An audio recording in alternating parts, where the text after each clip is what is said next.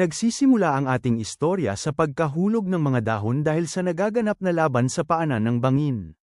Nang bigla na lang ang mga itong nahiwa dahil sa isang napakabilis na pag-atake na siyang kaagad na nakaabot sa isang tumatakbong martial artist kung saan ang siya ay maabutan nitong lalaki ay nagpalabas ito ng isang napakalakas na paghiwa gamit ng kanyang espada na kaagad nitong ikinamatay.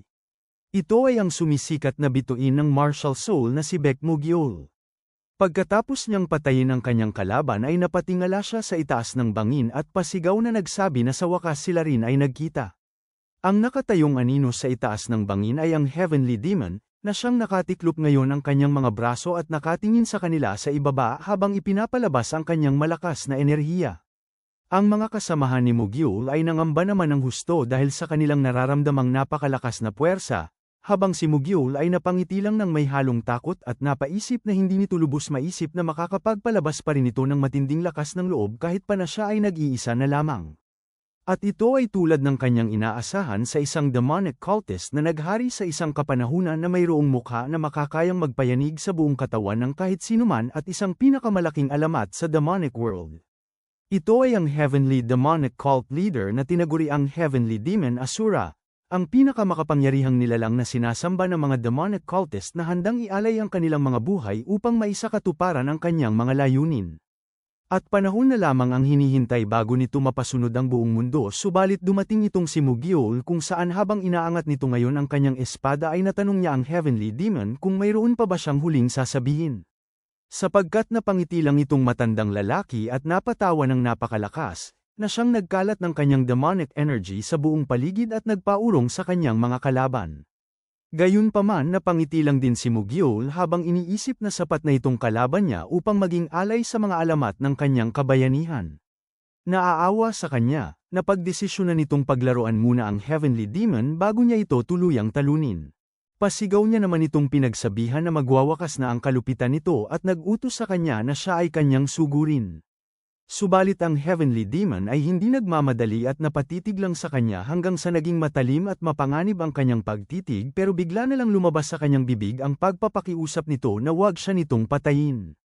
Dahil sa kanyang sinabi ay nabato at natigilan si Mo-gyeol sa kanyang kinaroroonan at kanyang naisip dahil sa matinding pagkabigla kung siya ba ay naghahalusinasyon.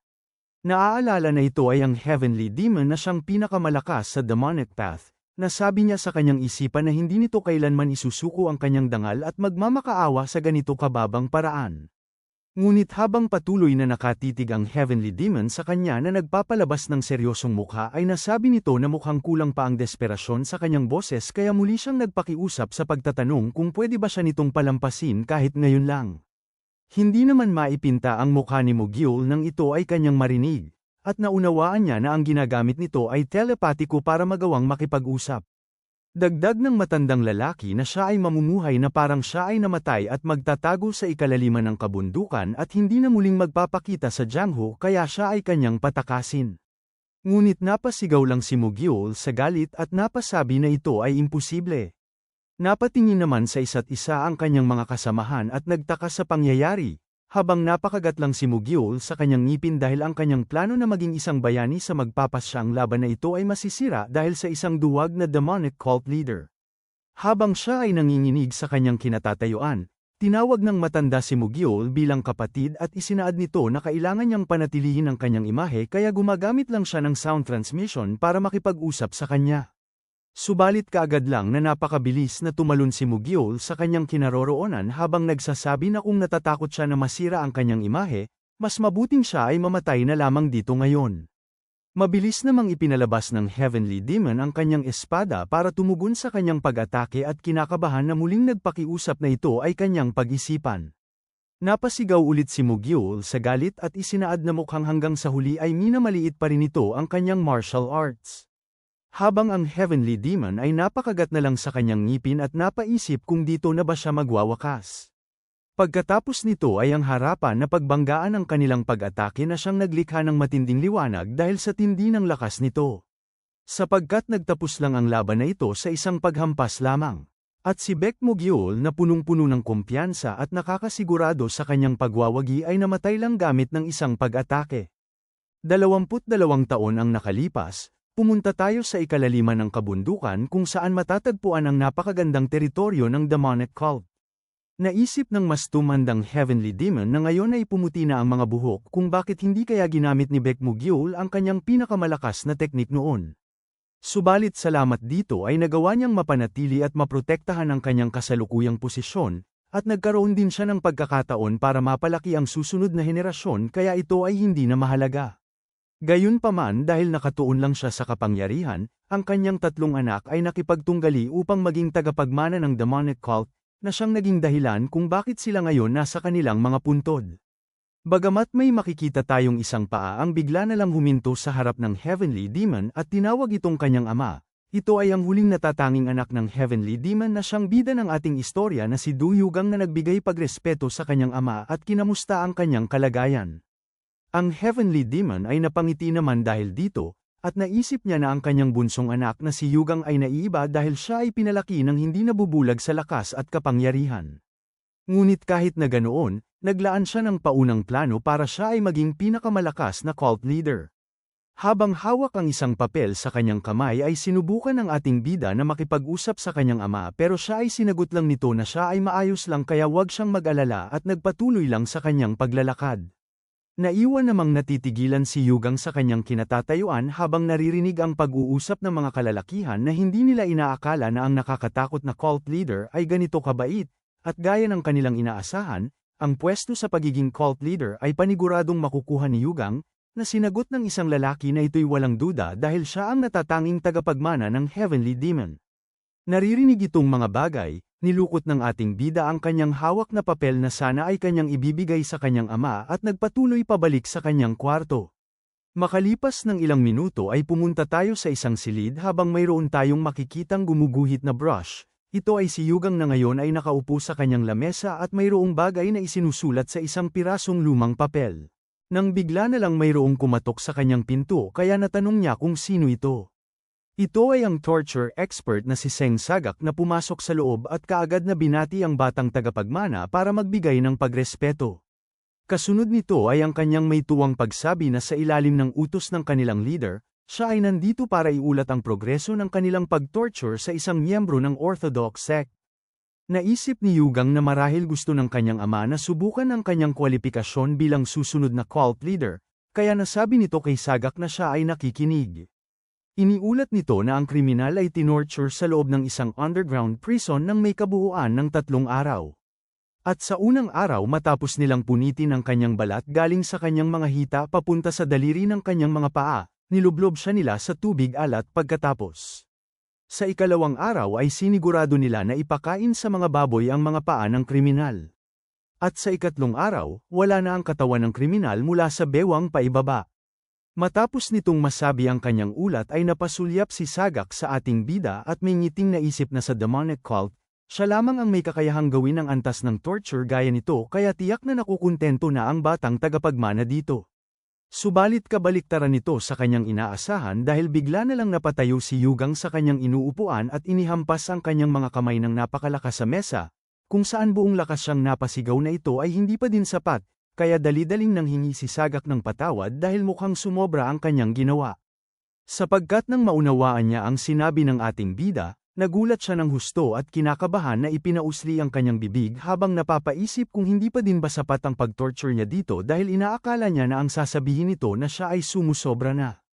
At habang nakikita niya na nagpapalabas ang batang tagapagmana ng seryosong mukha ay naisip nito na gaya ng kanyang inaasahan, siya nga ay ang anak ng heavenly demon. Kaagad namang yumuko si Sagak sa ating bida at pasigaw na ipinangako na simula ngayon ay mas lalo pa siyang mas magiging malupit sa kanyang pag-torture at nagmamadaling umalis para iwang mag-isa ang batang tagapagmana. Wala namang may nagawa si Yugang kundi ang mapatitig na lamang sa pintuan ng ilang segundo. Pagkatapos nito ay ang pagsubsob niya sa kanyang inuupuan kasabay ng kanyang pagpapakawala ng isang malakas na buntong hininga. At kanyang pinagpapawisan na nasabi na ang mga ito ay mga baliw na demonic cultist at sila ay tunay na hindi makatao. Naalala nito dahil sa kung gaano kalupit ang torture expert na iisip niya ang ibang bagay, Ito ay kung ito ba ay bagay na ginagawa ng isang tao at kahit na siya ay nasa loob ng demonic cult ay masyado pa siyang mahina kaya naisip niya na hindi pa din sapat ang kanyang lakas para ito ay mapigil pero ang bigla na lang lumabas sa kanyang bibig ay hindi pa din sapat ang pag-torture dito. Kaya habang si Yugang ay nagpapalabas ng nakakatawang mukha, isinaad niya na sinabi niya itong bagay nang hindi nag-iisip. Nilulukot ang papel sa kanyang kamay, naiinis niyang naisip na sinabi ni Sagak na mas lalo pa nitong papahirapan ang tao at hindi niya mapaniwalaan na ang mga nakakasuklam na mga bastardong ito ay magto-torture ng isang tao dahil lamang sa pag-eespiya nito sa kanilang teritoryo. Napatingin siya sa kanyang ginawang sulat na nagsasabing hindi siya karapat-dapat na maging pinuno ng demonic cult, at napasabi na siya ay nabigo na muling sabihin ito sa kanyang ama. Inilarawan nito ang kanyang buhay na nakatambay lang sa labas habang umiinom ng alak, kaya napahawak siya sa kanyang ulo habang napapaisip na hindi nito gustong maging cult leader dahil gusto lang naman itong mabuhay ng normal pero palaging mali ang pagkakaintindi ng mga tao sa kanya. Gaya ng isang araw ay mayroong babae ang nagtanong sa kanya kung saan siya nanggaling, na sinagot nito na meron lang siyang sinunog na basura na kanyang napulot sa tabi ng daan. Ikinalat naman ng babae itong tsismis na ang batang tagapagmana ay may nadakip na basurang miyembro ng Orthodox sect sa tabi ng daan, habang napaisip naman ng isang lalaki kung ang ibig ba nitong sabihin sa kanyang lugar na itinapon ay sa underground prison. Narinig itong mga tsismis, kaagad na iniulat ng torture expert sa Heavenly Demon na lumabas na ang tunay na pagkatao ng kanyang anak, na siyang kumalat sa lahat ng tao sa kanilang lugar kaya naisip nila na ito ay kanilang inaasahan sa susunod na cult leader. Subalit ang lahat ng ito ay isang hindi pagkakaunawaan lamang dahil literal lang na nagtapon si Yugang ng basura. Dahil sa hindi pagkakaunawaan sa kanyang imahe, naintindihan ng ating bida na imposible na siyang magkaroon ng normal na buhay sa loob ng kanilang kulto, kaya buong loob niyang napagdesisyonan ngayon na sabihin ito sa kanyang ama bago pa siya pumalit sa kanyang posisyon. Nang bigla na lang mayroong isang lalaki ang nagmamadaling bumukas ng pintuan ng kanyang silid at kaagad siyang tinawag. Kaya nagugulat na natanong ng ating bida kung ano ang nangyayari. Ang lalaking ito na palaging nakangiti ay ang isa sa 6 na elders ng demonic cult na si Somyun Magun na iniulat na ang cult leader ngayon ay nasa kritikal na kondisyon. Ang balitang ito ay ikinagulat naman ni Yugang ng husto kung saan siya ay natigilan sa kanyang kinaroroonan.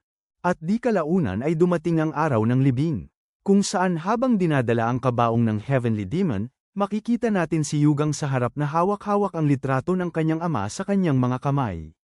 Bigla naman siyang napahinto at napatingala sa kalangitan kasabay ng pagpapalabas niya ng napapagod na mukha habang nagtatanong kung papaano naging ganito ang mga bagay.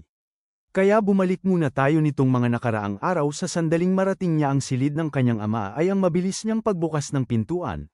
Kasunod nito ay ang kanyang nagmamadaling pagtakbo papunta sa higaan nito habang nagtatanong kung ano ang nangyari. Sinagot siya ng isang matandang lalaki na nakatayo sa tabi sa pagpapaliwanag na nanghina ang kanyang ama dahil lumala ang sugat na natamo nito sa kanyang laban noon, at ngayon naging imposible na itong tiisin para sa kanya. Ang nanghihinang Heavenly Demon sa kanyang higaan ay tinawag naman si Yugang at natanong kung siya ba ito, na nag-aalala lang na sinagot ng ating bida na wag na siyang magsalita dahil napapansin niya na nahihirapan na ang kanyang ama sa pagbigkas ng salita. Gayunpaman bigla na lang nitong iniabot ang kanyang kamay papunta kay Yugang at sinabing makinig siya ng mabuti. Ito ay dahil sa puntong ito, siya na ang magiging demonic cult leader. Ngunit hindi nagtagal ay bumigay ang kamay ng kanyang ama, nagpapahiwatig ng pagwakas ng kanyang buhay kaya napasigaw ang batang tagapagmana na ito ay hindi maaari. Kinagabihan sa kasalukuyan matapos ang libing ng kanyang ama ay ang pagbabalik ni Yugang sa kanyang silid habang napapagod na napapaisip kung wala bang paraan para maiwasan ito ang pagiging demonic cult leader. Subalit habang siya ay humahakbang papasok sa kanyang kwarto ay mayroon siyang bigla na lang narinig na kakaibang tunog. Kaagad niya namang naunawaan na mayroon siyang hindi imbitadong bisita kaya natanong ni Yugang kung sino ito. Hindi tumutugon sa kanyang katanungan. Mabilis na lumingon ang ating bida para ito ay tingnan pero nagsabi lang itong misteryosong tao na patawarin siya nito sa kanyang kabastusan. Nagalit si Yugang dahil hindi pa rin ito sumasagot sa kanyang tanong, subalit sa isang iglap ay bigla na lang napunta ang lalaki sa kanyang likuran kasabay ng mabilis nitong pag-atake sa kanyang mga balikat. Ito'y kaagad na ikinawala ng kanyang balanse kaya habang napapakagat siya ng kanyang ngipin ay natanong niya kung siya ba ay natamaan nito sa kanyang pressure points at kailan niya ito nagawa. Nasalo naman siya nitong misteryosong lalaki bago siya tuluyang mahulog at nagsabi na kailangan nitong sumama sa kanya. Kung saan pagkatapos ay buong lakas itong tumalo ng napakataas palabas sa bubong ng silid papunta sa itaas ng kanilang nayon. Habang daladala ang ating bida nitong lalaki ay muli siyang napakagat ng kanyang ngipin at napaisip na dahil natamaan siya nito sa kanyang pressure points ay hindi siya makagalaw kaya kailangan nitong magmadaling tumawag ng tulong. Ang pangyayaring ito ay napansin ng mga cult members kaya dali-dali rin ang mga itong tumalon para sundan silang dalawa at mag-utos sa misteryosong lalaki na huminto, na siyang ikinatuwa ng ating bida dahil ang mga ito ay galing sa Evil Spirit Exposing Squad at Soul Chasing Yaksha Squad kaya paniguradong matutulungan siya ng mga ito. Gayunpaman nag-iba bigla ang kanyang ekspresyon dahil narinig nito ang boses ng isa sa mga squad leader sa pag-uutos na siya ay kailangan nilang patayin. Dagdag pa nito na ang makakapatay sa kanya ay magkakaroon ng gantimpala, kaya kaagad itong sinunod ng mga cult member sa pamamagitan ng mabilis nilang pagsugod sa iba't ibang direksyon papunta sa kanila para sila ay tapusin. Bagamat kaagad lang na ipinalabas ng misteryosong lalaki ang kanyang espada at nagpakawala ng isang napakabilis na sunod-sunod na pag-atake sa mga sumusugod na demonic cult, na siyang humiwas sa kanila sa maraming piraso dahil sa lakas nito.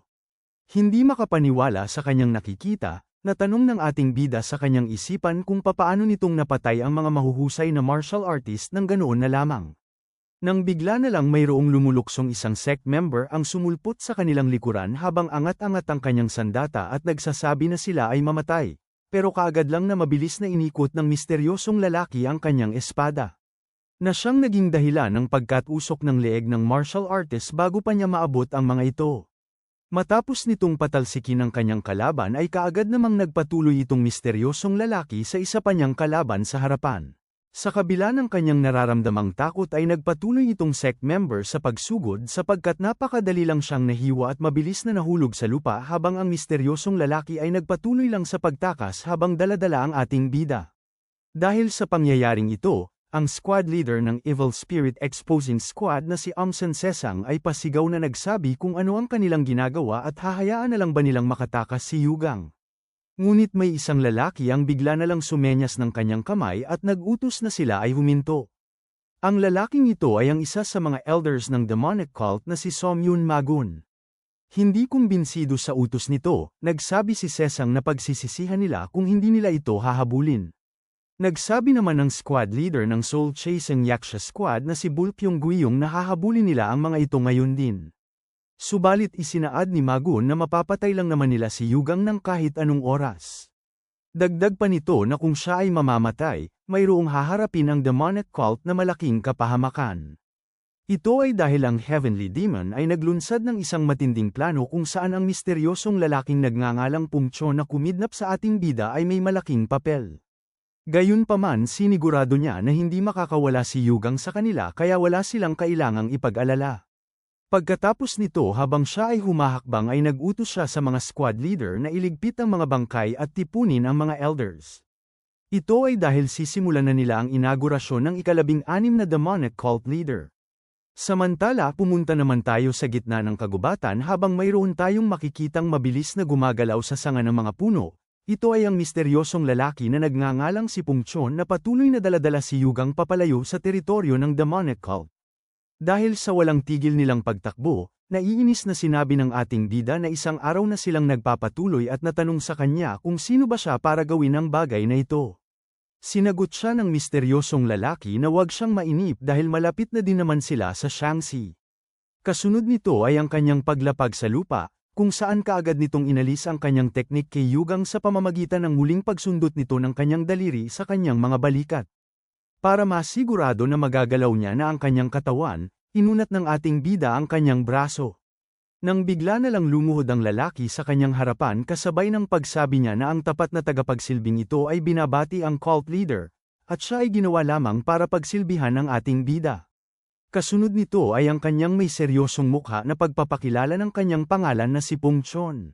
Napatitig si Yugang sa lalaki at natanong niya sa kanyang isipan kung ano itong pinagsasabi niya na ginawa, at ang ibig ba nitong sabihin na siya ay isa sa pinalaki ng kanyang ama. Dagdag pa nitong natanong kung si Somyun Magun ba ngayon ang namumuno sa rebelyon ng demonic cult, na kaagad lang na kinumpirma ni Pungchon sa pagsasabi na siya ay tama. Dahil sa kanyang nalamang impormasyon ay dumilim ang mukha ni Yugang, ito ay dahil naaalala niya ang masayang panahon noong siya ay maliit pa lamang kasama itong lalaki. At hindi niya inaakala na ang pinakatapat sa kanya ay siya pang magtataksil sa kanya. Sapagkat hindi nagalit ang ating bida dito at naisip lang na ito ay mabuti. Hindi mapigil ang ngiti sa kanyang mukha, naisip nito na kung gusto ni Mago na maging leader ay wala na siyang ibang pagpipilian kaya siya ay aatras na lang sa posisyon at mamumuhay ng mapayapa. Gayunpaman napatitig siya kay Pungchon at napaisip na siya ay isang problema kaya napagdesisyonan niyang suyuin ito ng maayos at palayasin. Itinuro ni Yugang ang kanyang daliri kay Pungchon at sinabi na mali ang taong pinaglaanan niya ng katapatan dahil ang demonic cult leader ngayon ay si Somyun Magon kaya inutusan niya itong umalis. Dahil sa kanyang sinabi ay napatitig sa kanya si Pungchon at isinaad na siya lang at ang Heavenly Demon ang kanyang pinagsisilbihan kaya bawiin ito ang kanyang utos. Nakikita ang galit sa mata nito, natanong ni Yugang sa kanyang isipan na hindi naman siya nito papatayin di ba? At pasigaw niya itong pinagsabihan na dapat siya nitong igalang bilang pinuno pero naglakas loob lang itong sumuway sa kanya at inutusan pa ito kaya natanong ng ating bida kung niloloko ba siya nito at muling pinagsabihan na umalis. Subalit hindi pa man ito natatapos ang kanyang sinasabi ay bigla na lang lumapit sa kanya si Pungchon habang angat-angat ang kanyang palad at nagbabaga ang mga mata. Na siyang naging dahilan ng pagpikit nito ng kanyang mata at pagtakip ng kanyang sarili gamit ng kanyang mga kamay. Maya't-maya pa ay pansin natin ang napakalaking pagsabog na naganap sa kanilang kinaroroonan, kung saan makikita natin ngayon si Yugang na natumba sa takot habang nakatingala at nasisilayan si Pungchon na inihampas ang kanyang ulo sa isang malaking bato ng napakalakas. Sapagkat hindi pa ito ang katapusan dahil paulit-ulit pa nito na pinaghahampas ang kanyang mukha sa bato habang nagsasabi na didisiplinahin niya ang kanyang sarili.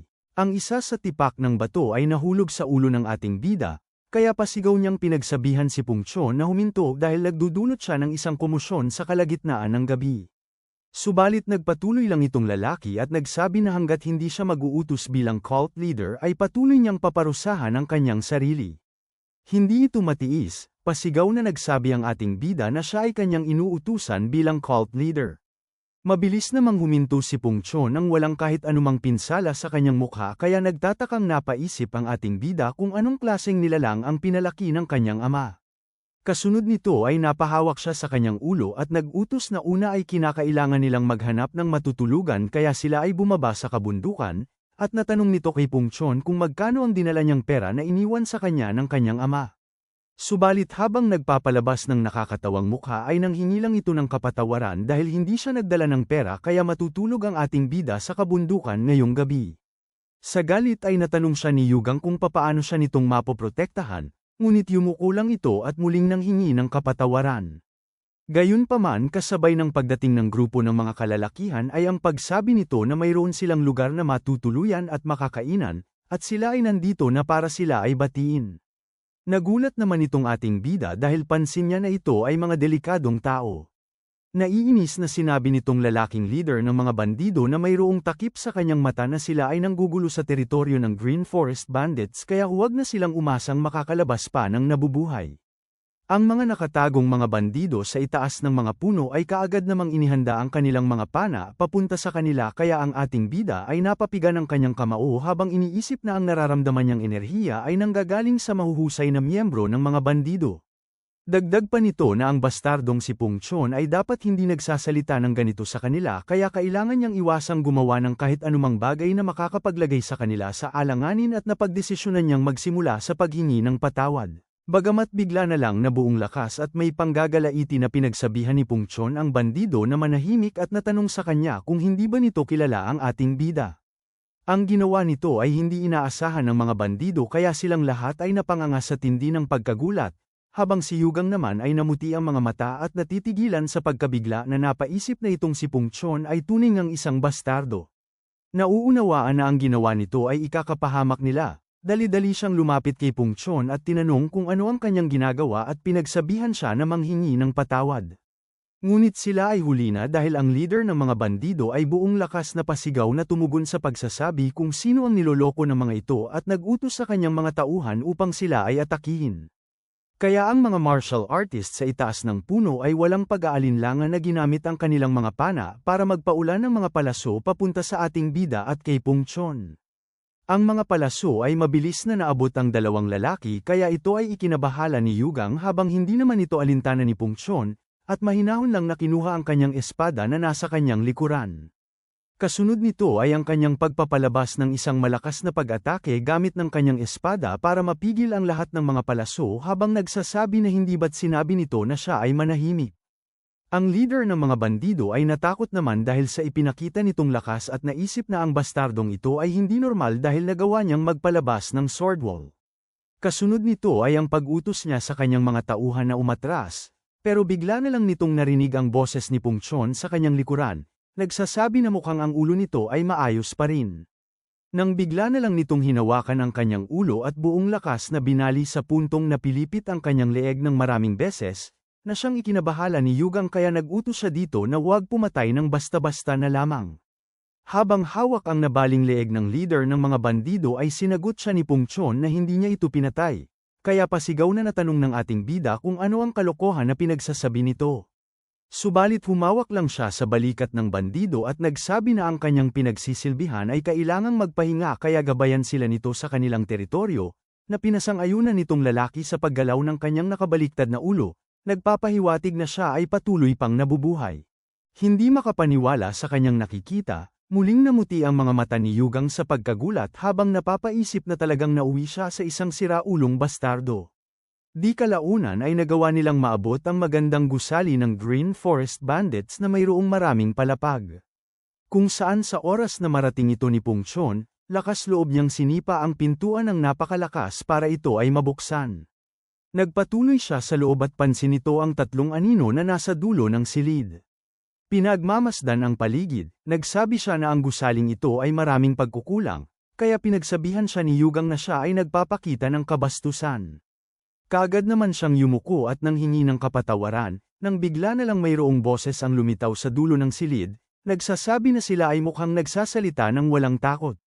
Lumingon si Yugang para ito ay tingnan at nanghingi ng patawad dahil sa pagdating nila sa kalagitnaan ng gabi. Sapagkat sa kalagitnaan ng kanyang pagsasalita ay nanlaki ang kanyang mga mata, ito ay dahil sa isang walang katulad na napakagandang babae na nakatayo sa kanyang harapan, na kanyang naisip kung ito ba ay isang diwata na nanggaling sa langit. Namumula ang mga pisngi, natanong niya sa kanyang isipan kung bakit napunta dito ang isang napakagandang batang babae sa mga bandido, at di kaya siya ay kanilang bihag. Napapapiga ng kanyang kamao sa galit, tahimik nitong sinabihan si Pungchon na siya ay kanilang sasagipin kaya wala itong pag-aalinlangan na yumuko at nagsabi ng kanyang pagsang-ayon. Nang bigla na lang humakbang ang magandang babae para lumapit sa kanya habang nagsasabi na ang gabi ay napakaganda. Kasunod nito ay ang kanyang paghinto at nakangiting pagsabi na mayroon siyang bagay na iniisip. Natanong nito nang nagpapalabas ng may pagmamaliit na mukha kung saan ang dalawang mga bastardong ito nanggaling. Natigilan si Yugang sa kanyang kinatatayuan dahil hindi niya inaasahang maririnig ito sa isang magandang babae habang si Pungchon ay nangitim ang mukha at napapakagat ng ngipin sa inis na kinuha ang kanyang sandata. Kasunod nito ay ang mabilis niyang paglukso papunta sa babae habang daladala ang kanyang espada at nanggagalaiting nagsasabi na siya ay walang galang. Gayunpaman hindi ito alintana ng magandang dalaga at kaagad lang na ginalaw ang kanyang kamay habang may ngiting nagsasabi na siya ay manahimik at mamatay na lamang. Ang kanyang ginawa ay nagpalabas ng dalawang hugis bilog na umiikot na mga sandata na kaagad na nakaabot sa sumusugod na si Pungchon sapagkat mabilis ang kanyang naging reaksyon kaya nagawa nitong mahati ang isa. Ngunit habang ito ay nasa kanyang harapan ay ang biglang pagsulpot ng isa pang natitirang sandata sa kanyang likuran. Mabilis itong napansin ni Pungchon kaya dali-dali siyang nakatalon para ito ay maiwasan, kung saan pagkatapos nito habang siya ay nasa itaas ng ere ay ang pagsugod niya dito habang nagbabaga ang kanyang mga mata at angat-angat ang kanyang espada. At nang siya ay makalapit ay ang kanyang pagtusok sa butas nitong umiikot na bagay at ang mabilis niyang pag-ikot sa ere upang ihagis ito pabalik sa batang babae na siyang kanyang labis na ikinabahala kaya kaagad siyang humiga sa sahig para ito ay maiwasan. Dahil sa kanyang mabilis na pag-iisip ay dumaan lang itong bagay sa kanya at tumama sa pader na siyang naglikha ng malaking pagsabog. Napapansin ang napakalaking butas na gawa nito, nagalit ng husto ang babae at pasigaw na nagsabi na ito ay isang kalapastangan. Sapagkat bigla na lang siyang natigilan sa kanyang kinaroroonan dahil sa biglang paghawak ni Pung Chon sa kanyang ulo at may seryosong mukha na pag-utos sa kanyang tumigil. Gayunpaman ang magandang babae ay pinagtawanan lang siya at natanong kung ganoon ba ang kanyang inaakala. Samantala bigla na lang napalibutan ng mga bandido ang ating bida at nag-utos ang isang lalaki kay Pung Chon na alisin nito ang kanyang kamay sa batang dalaga, dahil kung hindi niya ito gagawin ay mapupugutan ng ulo ang ating bida. Nakikita itong panganib, napasigaw si Pung Chon sa pag-aalala para sa kanyang Panginoon. Habang nakangiting na tanong lang ng magandang babae kung naiintindihan na ba nila ngayon ang sitwasyon o di kaya ay gusto nitong makita ang nilalaman ng ulo ng batang lalaki. Dahil sa kanyang sinabi ay napatawa ng napakalakas ang mga bandido habang si Yugang ay napakagat sa kanyang ngipin sa tindi ng pagkainis. Kasabay ng pagtawag niya sa mga ito bilang mga bastardo ay ang pagpapalabas niya ng mga nagliliwanag na bagay na nakatago sa kanyang damit. Kasunod nito ay ang paggamit niya ng kanyang teknik na tinatawag na Silver Soul Slash, na siyang nagpalabas ng mga maliliit na kutsilyo na mayroong manipis na sinulid para kaagad na saksakin ang mga bandido na nakapaligid sa kanya, kung saan ang mga kalalakihan na natamaan nito ay mabilis na napaubo at natumba sa sahig. Nakikita itong pangyayari, ang mga natitirang bandido ay napuno ng pagkabahala. Kaya walang pag-aalinlangan ng mga itong tumalon papalayo habang ganoon din ang ginawa ng ating bida para makagawa ng distansya sa kanila. Maya't maya pa ay ang kanyang paglapag sa sahig, kung saan habang nakapalibot sa kanya ang mga lumilipad niyang kutsilyo ay isinaad niya na hindi man lang ito naging ganoon kahirap. Natuwa si Pung Chon at may malaking ngiti na napasabi na ito ay gaya ng kanyang inaasahan sa kanyang Panginoon dahil ito ay napakahusay na Silver Soul Slash, subalit na inis lang ang ating bida sa kanya at pasigaw siyang pinagsabihan na hindi ba't sinabi nito na manghingi siya ng patawad sa simula pa lamang at natanong sa kanya kung bakit hindi siya marunong makinig. Nauunawaan na hindi nito sinunod ang utos na nanggaling mismo sa demonic cult leader. Kaagad nitong hinampas ang kanyang ulo sa sahig kasabay ng ulo ng magandang babae na kanyang hawak at muling nagsabi na hindi niya ito kailanman hihinto. Pero naiinis lang siyang inutusan ni Yugang na ito ay kanyang itigil ngayon din.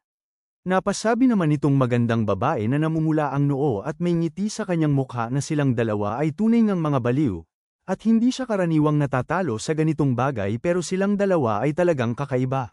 Napatawa naman ng napakalakas ang mga bandido sa kanyang sinabi subalit natuon lang ang atensyon ni Pung Chon at ni Yugang sa kanya.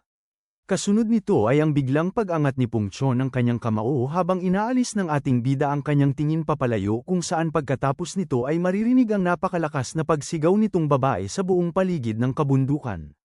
Makalipas ng ilang minuto pagkatapos ng maraming kaganapan ay napagdesisyonan ng ating bida na maligo. At habang siya ay nasa malaking banyera na gawa sa kahoy, napasabi siya na ang Jianghu ay sadyang isang lugar na hindi mo mahuhulaan.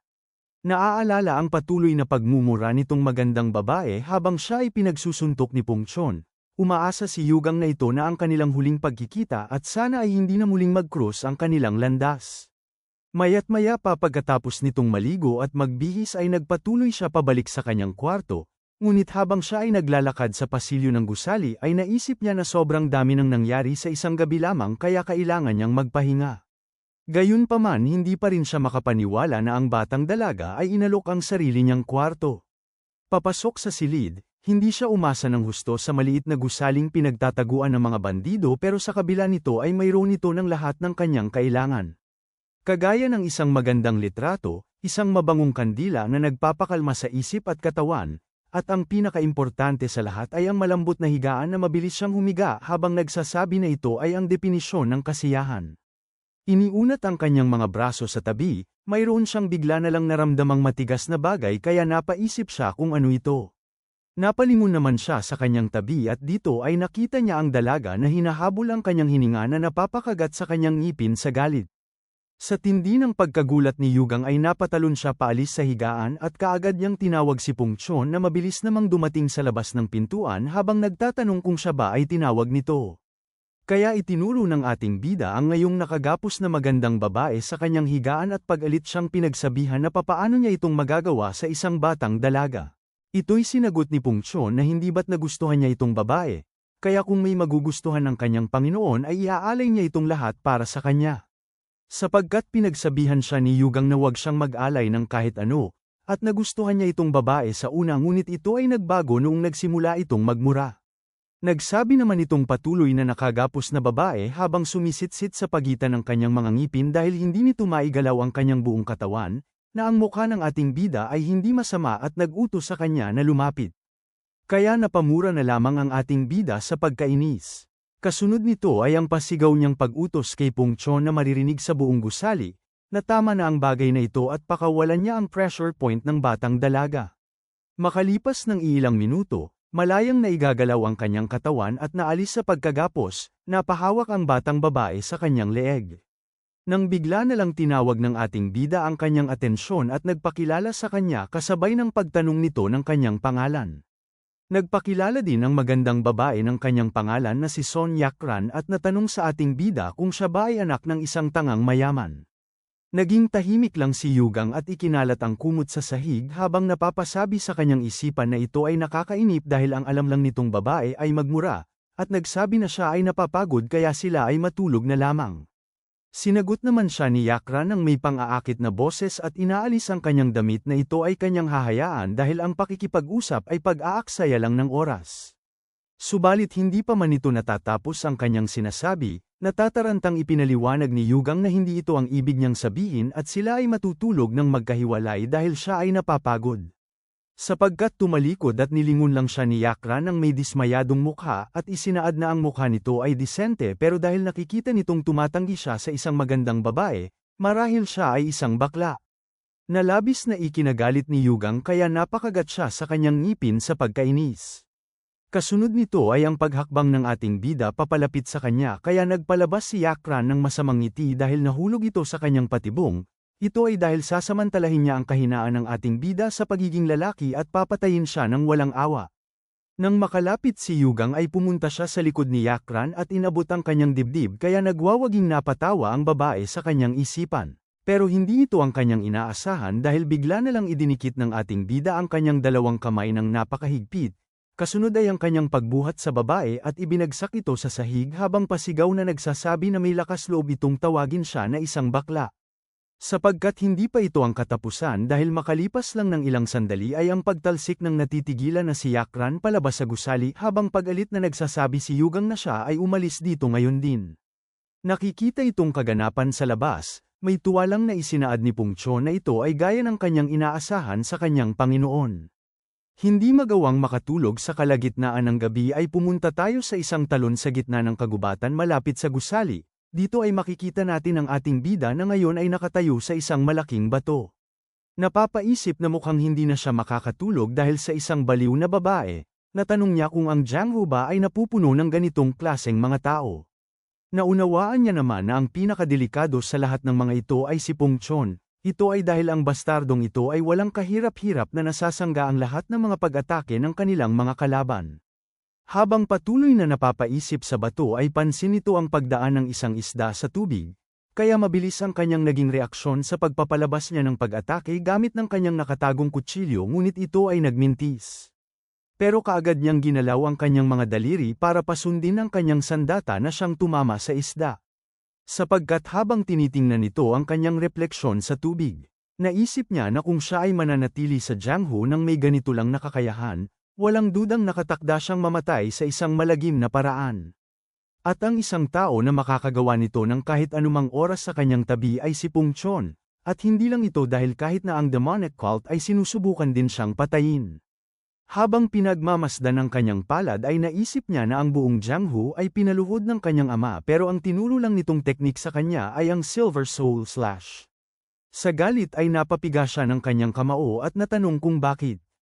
Nang bigla na lang siyang kinilabutan, kaya dali-dali nitong tiningnan ang refleksyon niya sa tubig at dito ay pansin niya ang isang anino ng hindi malamang tao na nagtatago sa isang puno. Mabilis siyang lumingon papunta dito para tukuyin kung sino ito. Pero bigla na lang itong nawala na parang isang bula sa ere. Sapagkat naramdaman nito ang matinding hangin sa kanyang likuran. Nalalaman na ito ay papalapit sa kanya, sa pagkabahala ay dali-dali niyang ipinalabas ang kanyang kutsilyo. Nakikita itong tao na mararating na ang kanyang kinaroroonan, mas nabahala ang ating bida pero ang lumabas lang dito ay si Pung Chon na nagsasabi sa kanyang Panginoon na gumiginaw na ang gabi kaya sila ay bumalik na sa loob. Sa gaan ng kanyang loob ay natumba si Yugang sa lupa at napasabi na lang na mabuti at si Pung Chon lang ito. Naisip naman nito habang nanginginig ang kanyang mga kamay kung nakakaramdam ba siya ng tensyon nang hindi niya namamalayan, at kaagad na nagutos kay Pungchon na siya ay umupo sa kanyang tabi. Subalit sinagot lang siya nito na mas gusto niyang nakatayo. Gayunpaman nagpumilit si Yugang na mayroon siyang gustong itanong sa kanya kaya siya ay umupo. Napatingin naman sa kanya si Pungchon ng ilang segundo, at makalipas ng ilang sandali ay ang kanyang pagsunod sa kanyang utos sa pag-upo nito sa harapan ng ating bida. Isinaad ni Yugang na ang kanyang ama ay hindi siya kailanmang pinayagan na matuto ng mga basic technique sa pag-atake, at sa lahat ng mga martial arts, tanging ang Silver/Soul lamang ang pinayagan nito para kanyang pag-aralan at paghusayin. Ngunit sa kabila nito ay itinalaga pa rin siya nito bilang pinuno ng demonic cult kaya nagutos siya kay Pungchon na ipaliwanag nito kung bakit at ano ang iniisip ng kanyang ama.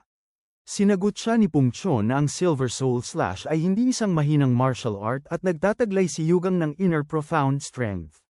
Sapagkat nagsaad ang ating bida na ang paggamit lamang ng panloob na lakas ay hindi kayang mangibabaw sa Jianghu lalo na sa demonic cult, kaya muli niyang natanong kung bakit hinayaan ng kanyang ama na matuto lang siya ng teknik na Silver Soul Slash.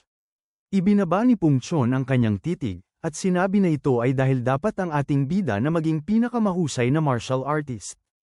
Hindi nagbibigay kabuluhan sa kanyang sagot, biglang napatayo ang ating bida sa kanyang kinaroroonan at ginalaw ang kanyang isang kamay papunta sa kanyang likuran sabay sabi na anong kalokohan ang pinagsasabi nito. Dagdag pa nito na talaga bang iniisip niya na makakaya niya na maging pinakamalakas sa Jianghu sa ganito niyang kalagayan ngayon. Ngunit sinagot siya ni Pungchon na ang kanyang hinahanap ay wala sa loob ng demon cult at hindi pa ngayon ang tamang oras kaya ito lang ang masasabi niya sa ngayon. Dahil dito ay napakagat na lang si Yugang sa kanyang ngipin sa galit at nagsabi na siya ay isang bastardo. Gayunpaman nagpakiusap lang si Pungchon na siya ay pumasok na sa loob para magpahinga dahil kinabukasan ay kinakailangan nitong umalis para pumunta sa main base ng Green Forest Bandits. Hindi naiintindihan ang sinabi nito, napaturo si Yugang sa kanyang sarili at natanong kung ano ang pinagsasabi nito at kung bakit siya pupunta doon. Nasinagot lang ni Pungchon habang hindi nagpapalabas ng kahit anong ekspresyon sa kanyang mukha na ito ay para sa kanyang pagsakop sa mundo. Dahil sa kanyang sinabi, naubos ang pasensya ni Yugang kaya sa galit ay nagmamadali siya nitong inatake ng kanyang kamao habang nagtatanong kung anong kalokohan ang kanyang pinagsasabi. Sapagkat nang matamaan niya si Pungchon ay napinsala lang ang kanyang kamay. Kung saan habang inaangat nito ang kanyang kamay, naisip niya na ito ay isang kalokohan dahil ayaw nga niyang maging cult leader, lalo na ang sakupin ng buong mundo kaya nasaan ang kanyang desisyon sa lahat ng mga ito. Subalit bigla na lang lumapit sa kanyang harapan si Pungchon at may seryosong mukha nitong nasabi na siya ay kanya ngayong gagabayan sa pagiging pinakamalakas kaya siya ay sumunod sa kanya. Wala namang may nagawa si Yugang kundi ang pagpawisan ng husto habang natitigilan na humihingi ng tulong sa kanyang isipan. Kinaumagahan ay pumunta naman tayo sa gitna ng kagubatan habang mayroon tayong makikitang isang karawahe na minamaneho ni Pungchon at sa loob nito ay si Yugang. Napapaisip ang ating bida na tunay ngang walang pakialam si Pungchon sa kanyang gusto dahil nagawa nilang magpatuloy papunta sa main base ng Green Forest Bandits kahit na ito ay hindi niya gusto. Nang bigla na lang naagaw ang kanyang atensyon dahil sa isang boses na nagsasabi na siya ay mayroong isang katanungan. Ito ay si Yakran na ngayon ay puno ng mga bukol at pasa sa kanyang mukha at nagtatanong kung bakit siya nasa loob ng karawahe kasama ng ating bida. Hindi naman siya nito sinagot at napaisip lang na marahil kinaladkad siya ni Pungchon papunta dito. Sa galit ng hindi nito pagtugon ay napapiga si Yakran ng kanyang kamao at nagsabi na siya ay magsalita, subalit pinagpatuloy lang ni Yugang ang hindi pagpansin sa kanya. Hindi ito matiis, buong lakas na pasigaw na nagsabi si Yakran na sila ay mga bastos at pagkatapos nilang kunin ang kanilang kayamanan ay gusto nila ngayon ang kanyang katawan. Dagdag pa nito na kailangan ng ating bida na maging kapantay ng demonic cult leader para makasama siya sa isang lamesa, kung saan nanginig ang katawan ni Yugang sa patuloy na pagtitimpi. Kasunod nito ay ang kanyang pasigaw na pagsabi na kung siya ay ang magiging susunod na demonic cult leader ay pag-iisipan niya ito pero hindi ito maaari kaya siya ay manatili lang sa kanyang linya, kaya napakagat na ang ating bida ng kanyang ngipin dahil hindi niya na ito matiis. Kasunod nito ay ang kanyang paglabas sa bintana ng karawahe at pagtawag kay Pungchon kaya natanong nito kung ano ang problema. Habang tinuturo niya si Yakran na walang tigil sa pagwawala, pasigaw na nagsabi si Yugang na hindi niya na ito matiis kaya iwan na nila dito ang babae ngayon din. Kaagad namang huminto ang karwahe, at mabilis na binuksan ni Pung Chon ang pintuan. Dito ay pansin niya ang walang tigil na pagrereklamo ni Yakran habang nagsasabi na sa tingin ba nito ay kusang loob niyang papakasalan ang lalaking gaya niya kung siya ay dadalhin nito. Subalit bigla na lang siyang natahimik nang maramdaman ang paghawak ni Pung Chon sa kanyang ulo at leeg, kung saan pagkatapos nito ay maririnig ang malakas na tunog ng pagkabali ng kanyang leeg sa labas ng karwahe. Maya't maya pa ay makikita natin si Yakran na natitigilan sa kanyang kinaroroonan habang nakabaliktad ang kanyang ulo kaya nasabi ni Pung Chon sa kanyang pinagsisilbihan na ngayon ay hindi na ito magiging maingay. Gayunpaman hindi pumapayag dito ang ating bida dahil hindi ito ang problema at natanong lang sa lalaki kung ito ba ay pinipilit niya sa kanya ngayon. Naisip niya naman na kung ito ay kanyang sasabihin, marahil muling ihahampas ni Pung Chon ang kanyang ulo sa lupa para manghingi ng patawad. Pero makalipas ng ilang sandali ay patuloy lang itong nakatayo sa labas ng karwahe kaya natanong niya kung ano ang ginagawa nito at kung hindi ba siya yuyuko. Bahagya namang yumuko si Pung Chon at nanghingi ng kapatawaran pero napagdesisyonan niya na simula ngayong araw ay gagabayan niya ang ating bida ng mayroong otoridad bilang kanyang guro. Naalala ni Yugang ang kanilang naging pag-uusap kagabi at nagugulat na natanong kung ito ba ay dahil sa nangyari kahapon. Pagkatapos nito, ang kanyang bagong guro na si Pung Chon ay umupo sa harap ng karwahe at nagsabi na sila ay magpatuloy kaya ang mga kabayo ay nagsimulang maglakad, kaya napaisip na lamang si Yugang na siya ay isang bastardo. Bumaling naman ang kanyang atensyon papunta kay Yakran na ngayon ay umiiyak dahil sa pagkabaliktad ng kanyang ulo at pag-ikot ng kanyang leeg, kaya nagtaka siya kung ibabalik pa ba ni Pung Chon ang leeg nito sa dati. Makalipas ng ilang araw ay dumating sila sa Flower Moon Pavilion at pumasok sa isa sa mga kainan. At pagkatapos nilang makakuha at makaupo sa lamesa, naisip ni Yugang habang nagpapalabas ng madilim na ekspresyon sa kanyang mukha na siya ay sobrang napagod, at salamat sa Diyos dahil binalik ni Pung Chon sa normal ang ulo ni Yakran pagdating nila roon, kung saan naalala niya kanina nang sila ay makalabas sa karwahe ay pinagsabihan niya ang babae na hindi nito gusto ng karagdagang atensyon. Naiintindihan nitong bagay, kaagad na binalik ni Pung Chon ang kanyang ulo sa dati. Nang bigla na lang naagaw ang kanyang atensyon dahil sa boses ng tagapagsilbi na nagsasabi na dumating na ang kanilang pagkain. Nakikita itong masasarap na pagkain na nakalapag sa lamesa, naisip ni Yugang na matagal na nang huli siyang nakakain ng masasarap na bagay. Sapagkat napansin ito ang kahina-hinalang kinikilos ng tagapagsilbi. Pero ito ay pilit lang nang ngumiti at humiling na sana ay magustuhan nila ang pagkain kaya naisip ng ating bida na marahil siya ay naghahalusinasyon lamang dahil napapaligiran siya ng mga baliw. Sa tindi ng pananabik, nagpasya siyang simulan ng pagkain. Ngunit bigla na lang hinawakan ni Pung Chon ang braso ng tagapagsilbi at nagsabi na siya ay maghintay. At habang siya ay nagpapalabas ng seryosong mukha, natanong niya ito kung gaano na siya katagal na nagtatrabaho sa lugar na ito. Kinakabahan siyang sinagot ng lalaki na siya ay 3 taon nang nagtatrabaho dito, kaya habang nakatitig sa kanya si Pung Chon ay natanong niya kung ganito ba siya lagi kapag nagsisilbi ng pagkain. Ang lalaki ay napalunok lang ng kanyang laway sa tindi ng takot at nanatiling tahimik. Sa galit ay inihampas ni Yugang ang kanyang mga chopsticks sa lamesa at pinagsabihan si Pung Chon na wala namang ginagawang masama ang tagapagsilbi para siya ay maging ganito. Nakalaya sa mahigpit na pagkahawak ni Pung Chon, nagsabi ng pasasalamat ang tagapagsilbi at isinaad na sa katunayan, siya ay kinakabahan dahil sa napakagandang babae na kanilang kasama. Naririnig ito, napangiti si Yakran at nagsabi na siya ay mayroong magandang panlasa. Kaya pagkatapos ang ating bida ay nagrekomenda sa kanila na magsimulang kumain, nakaagad naman ang mga itong pinasang-ayunan. Naiisip na makakakain na din siya sa wakas. Nagpalabas ng malaking ngiti si Yugang at sinimulang kunin ang pagkain na nasa kanyang harapan. Bagamat hindi pa niya ito nakukuha, pansin niya ang biglang panggagalaitin ni Yakran dahil sa dumplings na nasa lamesa kaya natanong niya kung ano ang problema nito. Sinagot ito ni Yakran ng may madilim na ekspresyon na sila ay kanilang minamaliit, kaya natanong ni Yugang kung ano ang ibig nitong sabihin. Nang bigla na lang binaliktad ni Yakran ang lamesa sa galit sabay pagpapaliwanag na ang kabilang lamesa ay binigyan nila ng 7 dumplings samantalang sila ay binigyan lamang ng 6. Nagkalat naman ang pagkain sa paligid at ang isa sa pinggan ay napunta sa ulo ng ating bida, habang ang ibang mga dumplings ay nahulog sa ulo ni Pung Chon. Natitigilan sa kanilang inuupuan, si Yugang na hindi nagawang matikman ang kanyang pagkain ay binali ang kanyang chopstick sa inis sabay ng pagtawag niya sa pangalan ni Pung Chon. Habang si Yakran na nagwawala sa loob ng kainan sa pagsasabi na ipapasara nito ang gusali at tatapusin niya ang mga ito ngayon din, bigla na lang sumulpot si Pongchon sa kanyang likuran habang ipinapalabas ang kanyang mga kamay. Kaya pagkatapos nito ay maririnig ang malaking tunog ng pagkabali ng kanyang buto na siyang pumalibot sa paligid. Makalipas ng ilang sandali ay nagpatuloy ang mga itong umalis sa gusali, at si Pongchon ay nanghingi ng kapatawaran habang hawak-hawak ang nagpupumiglas na si Yakran na nagsasaad na silang lahat ay kanyang papatayin. Ang mga tao na nasa loob na nakita itong pangyayari ay nagtaka sa leeg ng babae at nagsimulang magtanong kung ito ba ay posible.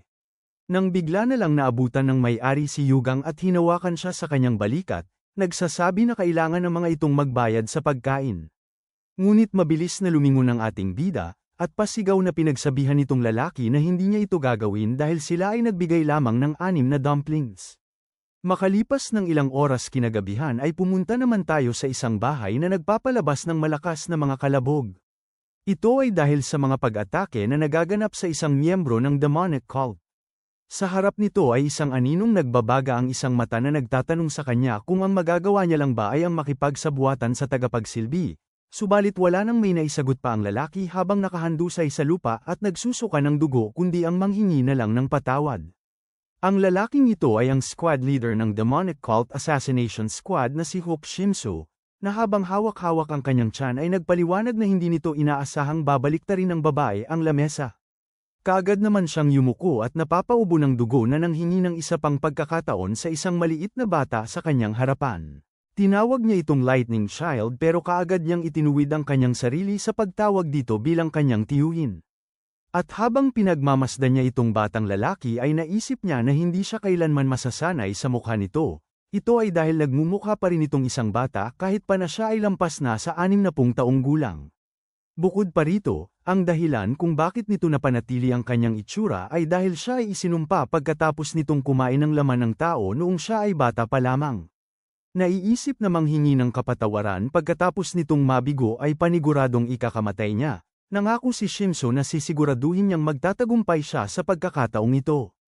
Kaagad namang nagpatuloy ang kanyang tiyuhin palabas sa bahay at binalaan siya na ito na ang huling beses na palalampasin niya ito dahil sa dugo ng pamilya, at siguraduhin niyang gawin ng tama ang mga bagay ngayon.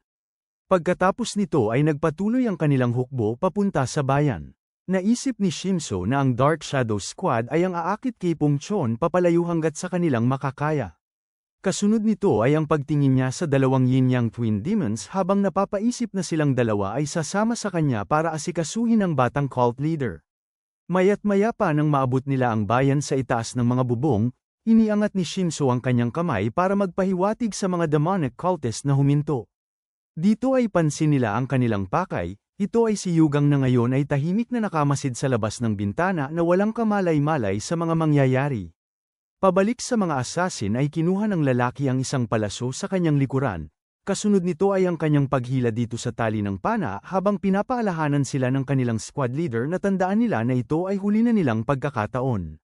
Habang pinagmamasdan ng ating bida ang magkasintahan na naglalakad sa kalye sa kanyang bintana, naisip niya na ang mga ito ay parang karaniwan na magkapares na makikita mo kung saan-saan kaya umiling siya na kung maaari lang sana na siya ay maging katulad nila. Ngunit bigla na lang mayroong isang demonyo ang bumulong sa kanyang tabi na nagsasaad kung hindi ba't oras na para sila ay matulog kaya kaagad na nag-iba ang ekspresyon ni Yugang at napaisip na lamang na ito ay ang malupit na katotohanan. At pagkatapos ay ininsulto nito si Pongchon sa kanyang isipan dahil hindi siya makapaniwala na ilalagay siya nito sa parehong kwarto kasama ang baliw na babae. Nagsabi itong si Yakran na ang kanyang balat ay masisira kung sila ay magpupuyat at natanong kay Yugang kung ito ba ay pananagutan niya kung ito ay mangyari. Ayaw ng gulo, nagpatuloy ang ating bida upang isara ang bintana para sila ay matulog. Ngunit bago nito ay makikita natin ang mabilis na paparating na palaso, na siyang kamuntikan ng tumama kay Yugang at mabilis lang na lumusot sa braso ni Yakran papunta sa pader. Nalilito sa pangyayari, napalingon ang dalawa para tingnan kung ano itong bagay. Sapagkat napuno ng pagkabahala si Yugang sa kanyang nararamdaman, ito ay dahil sa napakaraming palaso na umuulan papunta sa kanila galing sa labas ng bintana. Mabilis ang naging reaksyon ni Yakran kaya nagawa niyang makatalon para ito ay maiwasan, habang mabilis naman na napayuko si Yugang sa sahig. Napasigaw ang babae sa takot dahil kamuntika na din siyang mamatay at natanong sa ating bida kung sino siya at bakit siya sinusubukang patayin ng mga ito. Subalit napakagat lang ng ngipin si Yugang at nanatiling tahimik sa kanyang mga sinabi. At makaraan lang ng ilang sandali ay ang pagdating ni Pungchon sa bintana habang napapasigaw sa kanyang Panginoon sa pag-aalala. Habang patuloy na tumatama ang mga pana sa kanyang likod ay hindi niya ito alintana at natanong lang sa ating bida kung siya ay maayos lang ba. Nakikita ito, nagtataka siyang sinagot ni Yugang na siya ay maayos lang at nag-utos na pigilan nito ang kanilang mga kalaban. Na siyang kaagad na sinunod ni Pungchon habang tumatalbog lang pabalik ang mga pana sa kanyang likuran. Nang bigla na lang nitong sinundot ang kanyang daliri sa mga balikat ng ating bida, na siyang hindi inaasahan ni Yugang kaya muli siyang naparalisa. Kasunod nito ay ang pagbuhat sa kanya ni Pungchon papunta sa bintana sapagkat pinagalitan lang siya ng ating bida dahil hindi ba't ang utos niya na pigilan ang kanilang mga kalaban at hindi siya. Ngunit nagpatuloy lang si Pungchon sa pagtalon palabas habang napapasigaw na hindi nito maaaring iwan ang kanyang Panginoon sa isang napakadelikadong lugar, kaya ito'y sinagot ni Yugang nang nagugulat kung papaano niya itong nasasabi habang dinadala siya papunta sa gitna ng teritoryo ng mga kalaban. Samantala, si Yakran ay wala nang may nagawa kundi ang mapaangat na lang ng kanyang isang kamay sa labas ng bintana habang nagsasabi kung papaano naman siya. Makalipas ng ilang minuto ay pumunta tayo sa gitna ng kagubatan habang may maririnig tayong mga malakas na pagsigaw. Dito ay makikita natin si Pungchon na inaangat ang kanyang espada habang mabilis na nagpapatuloy, kung saan ang kaagad niyang mapansin ng isang kalaban sa tabi ay walang pag-aalinlangan niya itong inatake kaya ito ay nahiwa sa dalawa. Nang bigla na lang mayroong sumulpot na lumuluksong kalaban sa kanyang itaas na daladala din ang kanyang espada para siya ay atakihin. Napapansin itong sumusugod na demonic cultist, mabilis na nagpakawala si Pungchon ng isang pag-atake gamit ng enerhiya na siyang kaagad na tumama sa kalaban kung saan dahil sa tindi ng lakas nito ay nahiwa rin pati ang maraming bilang ng mga puno sa paligid. Ang mga squad members ay nagsimula namang tumakbo habang pasigaw na nagsasabi ang isa sa mga assassin na si Pungchon ay papalapit na sa kanila. Kasunod nito ay ang pag-utos ng lalaki na nasa harap sa kanyang mga kasamahan na akitin nila ito hanggat sa kanilang makakaya gaya ng iniutos ng kanilang squad leader na si Shimsu upang matapos nila ang batang cult leader. Subalit sa kalagitnaan ng kanyang sinasabi ay nakita niya si Yugang na daladala ni Pungchon habang humahabol sa kanila. Sa galit ay nagpakawala si Pungchon ng isang malakas na pag-atake habang nagtatanong kung saan tumitingin ang kupal na ito, habang ang lalaki ay nagpalabas na lang ng nakakatawang mukha habang natitigilan at napapaisip kung bakit ang batang cult leader ay naroon. Samantala pumunta naman tayo pabalik sa silid kung saan dapat naroroon ang ating bida subalit nang marating ito ni Shimsu at ng Twin Demons ay wala na silang nadatnan kundi ang batang babae. Sa gulat ay natanong ni Shimsu kung nakaalis ba itong batang cult leader kasama ni Pungchon, na sinagot ni Yakran sa pagsasabi na ito ay gaya ng kanyang sinabi at natanong kung sino ang mga ito. Gayunpaman nang malaman niya ang ganitong impormasyon, nangitim bigla ang mukha ng squad leader habang nagsasabi na mukhang sila ay muling nabigo na siyang ikinabahala ng kambal, ito ay dahil naaalala nila ang babala ng tiyuhin ng kanilang squad leader na ito na ang huli nilang pagkakataon kaya kailangan nilang magtagumpay kahit pa na ano ang mangyari. Sa takot ay napatingin ang kambal sa isa't isa, kasunod nito ay ang kanilang mabilis na pagtakbo patungo sa bintana para sila ay makatakas. Ngunit kaagad lang na iniangat ni Shimsu ang kanyang isang kamay na nagpapalabas ng kulay asul na enerhiya at nagsabi na walang silbi ang kanilang pagtakbo. Pagkatapos nito ay mabilis niyang ginalaw ang kanyang kamay na siyang naging dahilan ng paglabas ng enerhiya na tumama sa mga ulo ng Yin-Yang Twin Demons na kaagad nilang ikinamatay. Nasisigurado ang pagkamatay ng dalawa, kaagad na hinawakan ni Shimsu ang kanyang leeg at muling ipinalabas ang kapangyarihan nito sa kanyang sarili dahil sila ay mamamatay rin naman kung saan pagkatapos nito ay tumalsik ang kanyang mga dugo sa paligid. Nakikita itong tagpo sa kanyang harapan, napatili si Yakran sa takot. Gayunpaman makalipas ng ilang sandali ay nilapitan niya itong bangkay at sinundot habang nagtatanong kung ito ba ay isang biro at kung patay na nga ba talaga itong lalaki. Nauunawaan na wala na talaga itong buhay, napatayo si Yakran at napatanong kung anong klaseng mga baliw ang mga ito at ganito na lang ba kaliit ang pagtrato nila sa isang buhay. Maya't maya pa ay napansin nito ang paggalaw sa labas ng bintana kaya kaagad siyang napalingon.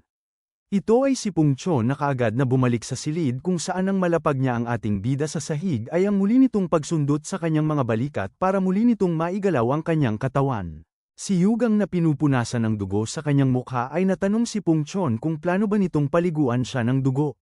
Nang bigla na lang silang natigilan dahil pansin nila ang tatlong mga bangkay na nagkalat sa loob ng silid kaya natanong niya kung sino ang mga ito. Dali-daling tiningnan ni Pungchon ang mga bangkay at sinabi na ito ay si Hook Shinsu at ang Yin-Yang Twin Demons. Interesadong malaman ang naganap, natanong ni Yugang kay Yakran kung ano ang nangyari. Subalit sinagot lang siya nito na wala siyang kahit anumang ginawa at ang lalaking si Hook Shinsu ay pinatay ang kanyang sarili pagkatapos nitong patayin ang Twin Demon matapos niyang magsabi na sila ay nabigo. Hindi pinaniniwalaan ang sinabi ng babae, itiniklop ni Yugang ang kanyang mga braso at natanong kung ano ang pinagsasabi nitong pinatay ang sarili at bakit pa siya nabubuhay. Pagalit na nagpaliwanag si Yakran na sila ay namatay lang nang hindi siya binibigyan ng oras para makapagtanong at natanong kung bakit nilang nagawang iwan siya sa ganitong klaseng lugar. Natuon naman ang atensyon nito kay Pungchon at natanong sa kanya kung siya ba ay nakikinig dahil hindi naman siguro makakasakit sa kanya kung siya ay kanilang isasama, subalit hindi siya nito pinakikinggan at mayroon lang na binuksan na isang maliit na kulay pulang bote. Dagdag pa ni Yakran na siya ay maghintay lang dahil balang araw ay sasaksakin niya ito sa kanyang likuran ngunit nagpatuloy lang si Pungchon sa pagbuhos ng isang patak ng likido sa mga bangkay kung saan ang mga ito ay mabilis na natunaw at nag-iwan ng maitim na marka sa sahig. Nakikita ito, biglang bumait si Yakran habang itinatago ang kanyang matinding pagkatakot sa pamamagitan ng pagpuri kay Pungchon sa pag-alis ng mga bangkay ng ganoon kadali. Sapagkat pagkatapos ay lumingon lang si Pungchon kay Yugang at nagsabi na mas mabuti kung sila ay umalis na dito. Ito'y kaagad namang pinasang-ayunan ng ating bida kaya si Yakran ay napaangat ng kanyang kamao sa tuwa, kung saan makalipas ng ilang sandali ay mabilis silang nagpatuloy palabas sa gusali. Ngunit bago pa man tuluyang matunaw ang isang bangkay ay mayroon tayong makikitang isang sulat na unti-unting nawawala na nagsasaad patungkol sa kalayaan ni Yugang. Gayunpaman ang mga bangkay sa silid ay tuluyan lang na nawala pagkalipas ng ilang minuto na tila walang kahit anong palatandaan na mayroong nangyari sa loob. Makalipas ng ilang araw sa isang umaga ay pumunta naman tayo sa gitna ng kagubatan, dito ay makikita natin muli ang pagmamaneho ni Pungchon sa karwahe sa pagpapatuloy ng kanilang paglalakbay. Sa loob ng karwahe ay si Yakran na muling nakabaliktad ang ulo habang nagsasaad na hindi mo kailanman malalaman kung ano ang maaari mong maranasan sa Jianghu. Ito ay dahil hindi niya inaasahang masasanay siyang nakabaliktad ang kanyang ulo. Kasunod nito ay ang kanyang patuloy na paghampas sa harap ng karwahe habang nagsasabi na pagkatapos ng 4 na araw nilang paglalakbay ng walang pahinga ay pinapatay na siya ng amoy at pwede ba silang huminto ng saglit para hugasan ang buhok ng ating bida. Si Yugang ay napapikit lang ng kanyang mata at naisip na itong babae ay hindi kailanman nasa tamang pag-iisip pero ito ngayon ay sobrang lala. Hindi matiis ang pagrereklamo ng babae at nauunawaan na siya ay tama, nag-utos si Yugang kay Pungchon na sila ay pumunta sa isang batis. Sapagkat tinanggihan nito ni Pungchon sa pagsasabi na ito ay kailangang tiisin ng kanyang Panginoon. Kaya pag-alit siyang pinagsabihan ng ating bida na ito lang ay kanyang nasasabi dahil siya ay nakakalanghap ng sariwang hangin sa labas at muling nag-utos na ibalik ang karwahe. Gayunpaman pagkatapos niya itong masabi ay bigla na lang nahinto ang karwahe, at rinig nito sa labas ang pagsabi ni Pungchon na sabihin nito ang kanyang pagkakakilanlan. Interesado sa tagpong nagaganap, lumabas ang ating bida sa karwahe at natanong kay Pungchon kung ano ang mayroon. Pansin niya naman sa harap nila ang isang lalaki na nanghihingi ng kapatawaran. At nagpakilala ito bilang si Sang Pilwong na nagpapatakbo ng isang martial arts academy sa Xi'an. Kasunod nito ay ang kanyang pagturo sa isang nasirang gulong at ipinaliwanag na ang sinasakyang karwahe ng batang dalaga na kanyang kasama ay nasira kaya pwede ba sila nitong tulungan. Sapagkat kaagad lang na kinuha ni Pungchon ang kanyang espada para sila ay tapusin, ngunit bago pa nito ay nag-utos ang ating bida sa kanya na huwag nitong saktan ang mga inosenteng tao at sila ay tulungan.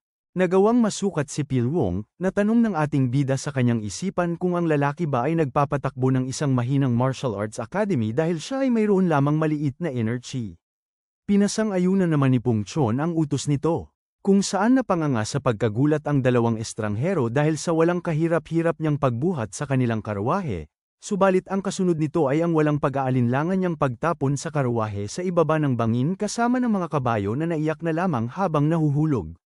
Pagkatapos nito ay pinagpag ni Pung Chon ang kanyang mga kamay at nagsabi na kung gusto ng mga ito ang karne ng kabayo ay pwede nila itong kunin sa ibaba kaya napahampas si Yugang sa kanyang ulo habang napapaisip na siya nga ay isang baliw na bastardo. Walang paraan ng transportasyon, bumaling ang atensyon ni Pilwong kay Yugang at natanong sa kanya kung maaari ba niyang pasakayin ang batang dalaga sa kanilang karwahe, na may tuwang sinagot ni Yugang ng syempre at pwede din itong sumama sa kanila.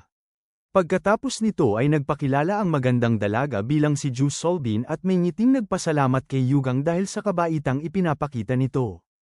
Nag-alok naman ang ating bida sa dalaga na maunang pumasok at umupo sa loob, sapagkat nang siya ay makapasok ay napanganga siya sa pagkabigla at matinding takot dahil ang unang bumungad sa kanyang harapan ay si Yakra na parang isang multo na nakabaliktad ang ulo. Kamuntika naman siyang matumba pero mabilis siyang nasalo ni Yugang at tiniyak sa kanya na ito ay isang tao kaya muling nagpasalamat sa kanya si Solbin. Makalipas ng ilang minuto habang sila ay tahimik na nakaupo sa karwahe, nagsabi si Yakra na ang babae ay maganda kaya siguradong marami na itong pinaiyak na lalaki. Sinagot lang siya ni Solbin ng hindi. Kaya muling nagsabi si Yakra na dahil nakikita nito na mayroon siyang alalay ay malamang nagmula rin siya sa isang marangyang pamilya ngunit inulit lang ng batang dalaga ang kanyang pagsabi ng hindi. Naiinis sa babae, habang patuloy na nakabaliktad ang ulo ni Yakran sa bintana ay tinawag niya itong dalaga na isang nakakabagot at basurang babae dahil sa paulit-ulit nitong pagsagot dahil sa takot. Sa tabi ay napaisip si Yugang na hindi ba't normal lang na siya ay matakot. At habang sinusulyap niya ang babae sa kanyang tabi ay naghanap siya ng paraan para maalis ang tensyon sa paligid. Subalit gamit ng sound transmission ay bigla na lang siyang tinawag ni Solbin bilang batang cult leader. Kaya habang siya ay kanyang pinagmamasdan ay naisip niya kung siya rin ba ay isang miyembro ng assassination squad na ipinadala ng demonic cult. Nagsabi si Solbin na kanyang ipangako na hindi siya gagawa ng kahit anong ingay sa kanyang sasabihin. Interesado itong malaman, natuon ang atensyon ni Yugang papunta sa kanya at napalunok siya ng kanyang laway habang tinatanong sa kanyang isipan kung ano na namang kalokohan ang gustong gawin ng mga bastardo sa demonic cult. Hindi nalalaman ang tunay na pakay ng babae, natanong ni Yugang kung siya ba ay nandito para siya ay patayin. Subalit bago pa man siya masagot ni Solbin ay napuno silang dalawa ng pagkabahala sa gulat dahil sa biglang pagbasag ni Pung Chon sa pader ng karwahe habang sumisigaw na ang babae ay mapanganib. Kasunod nito ay ang pagsunggab niya sa kanyang ulo kaya wala nang may nagawa ang batang babae kundi ang kagatin ng lason na nakatago sa kanyang bibig, na siyang kaagad nitong ikinamatay. Nakikita ang pagdaloy ng dugo sa kanyang bibig, habang patuloy na hawak ni Pung Chon ang babae sa kanyang ulo ay naunawaan niya na pinatay nito ang kanyang sarili. Kaya natanong ni Yugang kung ito ba ay dahil sa lason, sinagot ito ni Pung Chon na tama ang kanyang Panginoon at nagkaroon ito ng mabilis na epekto bago pa man niya mapigil. At ito rin ang parehong nangyari sa kanyang alalay. Si Yakran na nalilito at nagugulat sa mga pangyayari, pag-alit na itinuro sa kanila ang kanyang daliri at pasigaw na nagtanong kung sino silang dalawa at bakit ang lahat ng pumupunta sa kanila ay namamatay. Sapagkat natuon lang ang mga titig ni Pung Chon sa kanya, pero nagpatuloy pa rin si Yakran sa pagpupumilit na sabihin nila ang rason kung bakit ito nangyayari. Hindi ito matiis. Kaagad niyang hinampas ang babae sa kanyang leeg na siyang naging dahilan ng agarang pagkawala nito ng kanyang malay. Kaagad namang natuon ang atensyon ni Pung Chon kay Yugang at nanghingi siya ng kapatawaran dahil siya ay nagkamali kasi dapat pinatahimik niya na itong babae bago pa ito nagsimulang magingay. Sinagot siya ni Yugang na ito ay maayos lang at natanong kung papaano niyang nahuli si Pilwong, kaya ipinaliwanag ni Pung Chon na tinanong niya ito ng dalawang katanungan gamit ng sound transmission. At dito ay natanong niya kung saang grupo ng demonic cult ito nanggaling at kung sino ang namumuno sa operasyong ito, kung saan sa sandaling marinig niya ito ay nag-iba bigla ang mukha ni Pilwong. Dagdag pa ni Pung Chon na gumawa ito ng matalinong desisyon na magpakamatay bago pa niya ito maunahan kaya wala nang may naisagot si Yugang sa kanyang sinabi. Gayunpaman napaisip ang ating bida na nagawa nitong malagay sa bitag ang lalaki at makumpirma ang kanyang hinala kaya kahit na si Pung Chon ay isang siraulo, siya pa rin ay matalas. Nang bigla na lang itong yumuko at lumuhod sa kanyang harapan at nagsaad na mayroong kakaibang bagay ang nangyayari para sila ay kanilang mahanap at masundan ng hindi niya napapansin. Nagseryoso bigla ang itsura ni Pung Chon. Kasabay nito ay ang kanyang pagsabi na mayroong nagmarka sa kanyang Panginoon ng teknik na tinatawag na Scent of 8,000 Miles. Ang Scent of 8,000 Miles, Ito ay isang amoy na tanging ang mga dalubhasa lamang ng Divine Tracking Art ang makakaamoy. At ang bakas ng amoy ng Scent of 8,000 Miles ay agad na nawawala kapag mayroon ng namarkahan, kaya ito ay hindi basta-basta mapapansin ng isang tao, at ito ay isang walang kapantay na pamamaraan ng pagsubaybay. Dahil sa kanyang paliwanag, nagsabi si Yugang na ito ay nagbibigay katuturan at natanong kung mayroon bang paraan para ito ay maalis. Ipinaliwanag ni Pung Chon na ito ay posible nilang masunog gamit ng matinding init, ngunit kailangan nitong pagdaanan ang panandaliang sakit, na sinagot ng ating bida na ito ay kanyang makakaya kung panandalian lang naman, kaya simulan na nila ito ngayon. Dahil dito nag-utos si Pung Chon kay Yugang na siya ay umupo ng nakakross ang mga paa at inilagay ang kanyang kamay sa ulo nito habang nagsasabi na sila ay magsisimula. Nararamdaman ang pagdaloy ng malakas na enerhiya, napabukas si Yugang ng kanyang mga mata. Kung saan pagkatapos ay ang pagsigaw niya ng napakalakas dahil sa matinding sakit na kanyang nararamdaman, na dahil sa tindi ng lakas nito ay makikita natin ang matinding liwanag na lumalabas sa loob ng karwahe. At makalipas ng ilang minuto, mapapansin natin ang paglabas ng usok sa katawan ni Yugang. Napaubo siya at naisip na salamat sa Diyos dahil tunay nga itong natapos ng panandalian lamang. Ngunit bigla na lang tumigil ang kanyang mundo sa muling paghawak ni Pung Chon sa kanyang ulo. Kasunod nito ay ang pagpapalabas nito ng kanyang enerhiya na muling kumuryente sa ating bida, kaya nagagalit niyang isinaad na hindi ba't sinabi nitong bastardo na ito ay panandalian lamang. Na may malaking tuwa lang na sinagot ni Pung Chon na tama ang kanyang Panginoon dahil ito ay aabutin lang ng 15 minuto. Nakikita itong tuwa sa mukha ng kanyang tagapagsilbi, habang naiiyak at napapasigaw sa matinding sakit na kanyang nararamdaman. Na isip ni Yugang na ang bastardong ito ay malinaw na nasisiyahan sa kanyang ginagawa. At pagkatapos ay maririnig ang kanyang napakalakas na pagsigaw sa buong kagubatan. Samantala sa tabi ng daan ay makikita natin ang bangkay ng babae at ng kanyang alalay na iniwan sa isang malaking bato na mayroong mensaheng nagsasabi na kapag siya ay nakita niya, papatayin siya nito. Sa tindi ng inis dahil sa pagkawala ng amoy sa ating bida at pagpatay sa kanilang mga inutusan, napapiga ang lightning child ng kanyang kamao at napakagat ng ngipin habang nagsasaad na ang lakas ng loob nilang insultuhin siya ng ganito. Naisip niya na mayroong mali sa utos ng bagong cult leader, ito ay dahil kung inutusan lang sila nitong patayin ang batang tagapagmana ay natapos na agad ang lahat.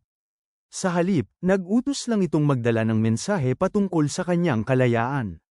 Sa galit ay dinurog niya ang isang malaking bato gamit ng kanyang paa at pasigaw na nagsabi na kailan pa naging maawain ang demonic cult. Sapagkat wala siyang kahit anumang magagawa patungkol dito dahil naibigay na ang utos. Mayroon naman siyang tinawag na isang lalaking nagngangalang Hyolpyo, na kaagad na lumitaw sa kanyang likuran na nakaluhod. Kung saan pagkatapos ay mayroon siyang binuksang maliit na bote at ipinatak sa kanyang braso. Kasunod nito ay ang kanyang pagsabi na naglagay siya ng marka sa kanyang sarili ng Scent of 8,000 Miles, kaya hahabulin nito ngayon ang batang cult leader. Dagdag pa nito na pumunta si Hyolpyo sa Shaanxi branch para iulat ang sitwasyon at tumawag ng karagdagang puwersa. Nang bigla na lang napatingala si Hyolpyo dahil nag-utos pa ito na pagkatapos niyang mag-ulat ay dumiretso na lang siya pabalik sa demonic cult. Sinubukan niyang tumutol sa utos nito pero nagsaad lang ang lightning child na wag na siyang makipagtalo. Ito ay dahil kung bibigyan ng pagkakataon, siya na tinaguri ang lightning child ay sasamahan ng kamatayan kasabay ni Pung Chon. At sisiguraduhin niya na sa pagkakataong ito, ito'y malalagpasan niya para ipaabot ang nais ng cult leader kay Yugang. Samantala makikita natin ang ating bida na nakangiti habang napapaisip na sinunog niya itong lahat. Dagdag pa nito na dahil sa bastardong si Pung Chon ay hindi niya narinig ang sasabihin ng babae, kaya nagtaka siya kung ano kaya ang gusto nitong ipahiwatig.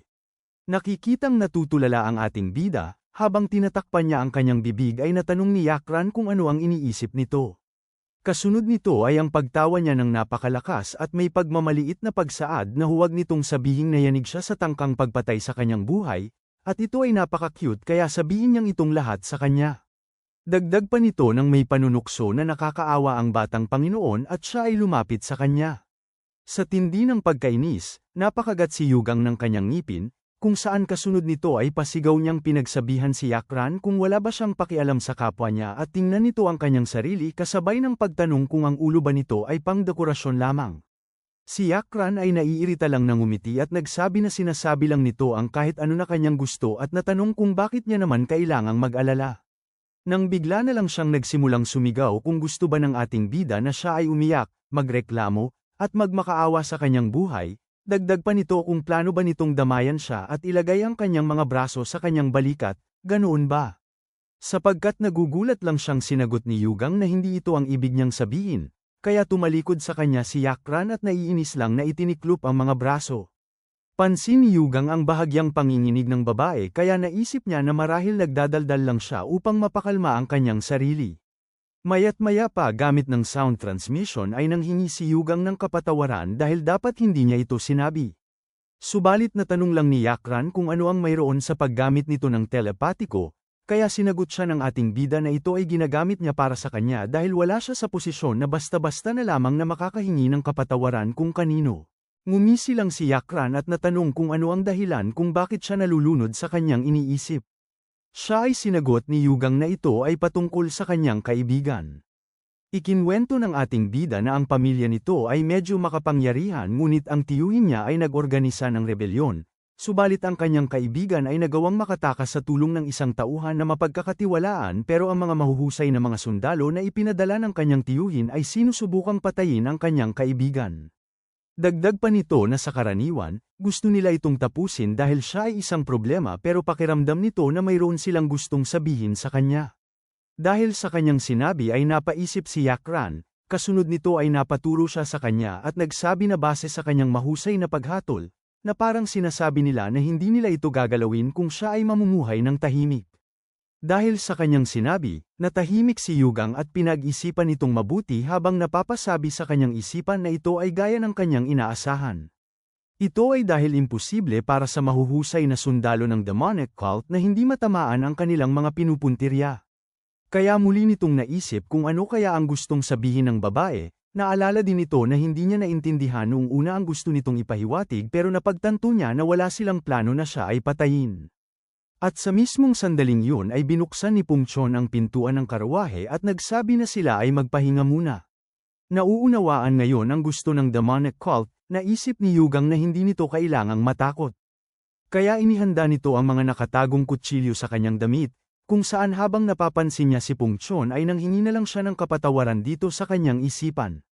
Pagkatapos ay mabilis siyang lumabas sa karwahe at naisip na para sa kalayaan na kanyang hinahangad, kailangan niyang umalis. Makalipas ng ilang minuto, ang una nilang ginawa ay pumunta sa loob ng isang kainan. At nang madala ang lahat ng masasarap na pagkain sa kanilang lamesa ng tagapagsilbi, natuwa ng gusto si Yakran at nagsabi na sa wakas ay makakakain na din sila ng masarap na pagkain at mukhang naging maayos na ang pag-iisip ni Pungchon. Napasulyap naman siya sa pagkain at kay Pungchon ang paulit-ulit at natanong kung sa pagkakataong ito ay nabigyan sila ng tamang bilang. Ngunit pinagmasdan lang siya ng husto ni Pungchon dahil baka mayroon na naman siyang gagawing kabaliwan. Sapagkat nagsabi si Yugang sa tagapagsilbi na maghintay muna, kasunod nito ay ang kanyang pagtanong habang tinitingnan ng grupo ng mga kalalakihan sa kanilang harap kung saang grupo nanggaling ang mga ito. Sinagot ito ng tagapagsilbi na sila ay nanggaling sa Tiger Cloud Clan at ang lahat ng mga lalaking ito ay kilala sa kanilang mahusay na martial arts. Dagdag pa ng tagapagsilbi ng may inosenteng ngiti na basta't hindi sila magsisimula ng gulo, sila ay magiging ligtas kaya wala silang kailangang ipag-alala, na sinagot lang ng ating bida na ito ay kanyang naiintindihan. Naisip niya na kung sila ay ganito kahusay sa martial arts ay wala siyang problema rito, ito ay dahil sila ay perpektong mga tao upang mapanatili si Pungchon. Gumawa siya ng isang plano sa kanyang isip at dito ay napag-isipan niya na pagkatapos nitong masugatan si Pungchon gamit ng kanyang pag-atake, dali-dali siyang tatakbo at aagawin ang atensyon ng Tiger Cloud Clan sa pag-iinsulto sa kanila upang gawin na isang pain si Pungchon, at gagamitin niya ang pagkakataong ito para siya ay makatakas papalayo. Dagdag pa na naisip ni Yugang na ang kanyang kapangyarihan na Soul Force ay makakayang masira ang isang malaking bato pero alam niyang malakas si Pungchon kaya nakakasigurado siya na siya ay kaagad nagagaling. Kasunod nito ay bumaling ang tingin ni Yugang kay Pungchon na nagsimulang kumain, nang bigla na lang siyang napakabilis na lumingon sa kanya habang nanghihingi ng kapatawaran sa kanyang isipan at nagsasaad na sana ay hindi masaktan ang loob niya dahil dito. Dali-dali niya namang ipinalabas ang kanyang tinatagong kutsilyo sa kanyang damit at mabilis na sinaksak si Pungchon. Subalit pagkatapos niya itong masaksak, nanlaki ang mga mata at napangangalang ng gusto si Yugang sa kanyang nakikita, habang si Yakran ay nahulog ang pagkain na nasa kanyang bibig sa pagkagulat. Ito ay dahil ang kutsilyo na ipinalabas ni Yugang ay hindi man lang nagawang tumagos sa katawan ni Pungchon, kaya nanginginig at natitigilan sa inuupuan nito na napaisip ang ating bida na hindi ba ito umepekto at naisip na ito ay masama. Nang bigla na lang mabilis na lumingon si Pungchon papunta sa ating bida habang nagbabaga ang kanyang mga mata, at may seryosong mukha nitong pagtawag sa kanyang Panginoon. Sa tindi ng takot ay pinagpawisan ng husto at napapangangang na tanong ni Yugang sa kanyang isipan kung ano ang mayroon sa katawan ng bastardong ito, at nasabi na lamang na hindi niya ito sinasadya subalit mukhang hindi naiintindihan ni Pungchon ang mga pangyayari kaya natanong niya lang ang ating bida kung siya ba ay tinatawag nito. Dahil dito ay nagulat ng husto si Yugang at si Yakran, at naisip lang ng ating bida kung inaakala ba ni Pungchon na ang kanyang ginawa ay isa lang na pagtawag sa kanya. Hindi nasiyahan sa ginawa ng ating bida, nagtanong si Yakran kay Pungchon kung siya ba ay nababaliw na at hindi nito naiintindihan ang mga pangyayari, subalit bigla na lang napatayo si Yugang at kaagad na inihampas ang lamesa habang pasigaw na nagsasabi na siya ay sobrang nanggagalaiti ngayon. Nanginginig at natatakot niyang itinuro ang mga kalalakihan sa dulo at nagsabi kay Pungchon na tingnan sila dahil mayroon ang mga itong lakas ng loob para magsuot ng espada sa kanyang presensya kaya hindi niya mapigilan ang kanyang sarili na bigyan ang mga ito ng leksyon. Naririnig itong mga sinabi ng ating bida, mabilis na napatayo ang mga kalalakihan sa Tiger Cloud Clan at ipinalabas ang kanilang mga espada habang nagtatanong ang isang lalaki kung sila ba ang tinutukoy ng batang ito. Kaagad namang tumayo si Pungchon at hinawakan ang kanyang espada habang nagsasabi na para sa kanyang Panginoon na gamitin ang Soul Force sa kanya, hindi nito lubos maisip ang kanyang nararamdamang galit. Nagmamadaling inalis ni Yakran ang kanilang lamesa sa tabi para ito ay masigurado habang si Yugang ay muling nag-utos kay Pungchon na dakpin ang mga ito ng nabubuhay at bigyan sila ng tamang leksyon at kung may isa man lang na hindi ganap na naturuan ng leksyon ay hindi niya ito mapapatawad. Naagad namang sinunod ni Pungchon kaya ibinalik niya ang kanyang espada at inangat ang kanyang mga kamao habang nagsasaad na tinatanggap nito ang utos. Ang mga miyembro ng Tiger Cloud Clan ay mabilis na lumukso para atakihin si Pungchon, at pasigaw na nagsasabi na mukhang ang mga bastardong ito ay kinakailangang makakita ng dugo upang magising sa katotohanan. Si Pungchon ay agad na sinipa ang sahig, kung saan dahil sa bilis nito ay kaagad niyang naabot ang harap ng mga kalalakihan at hinawakan ang dalawang martial artist sa kanilang mga ulo. Kasunod nito ay ang napakalakas niyang paghampas dito sa lupa kaya kaagad ang mga itong nawalan ng malay. Pagkatapos nito ay ang paglipat niya sa natitirang kalaban, kaya sa takot ay wala na itong may nagawa kundi ang mapaatras na lamang.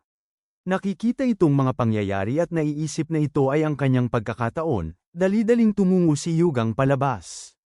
At habang ang gusali ay sumasabog dahil sa gulo na nagaganap sa loob, walang tigil na tumatakbo ng napakabilis si Yugang at nagsabi siya na hindi niya makakalimutan ang sakripisyo na ginawa ng Tiger Cloud Clan. Lumulukso sa bubong ng mga gusali sa kalye, naisip ng ating bida na kahit pa na maubos ang kanyang chi ay kailangan niyang makalayo hanggat sa kanyang makakaya habang nananatiling may ginagawa si Pungchon.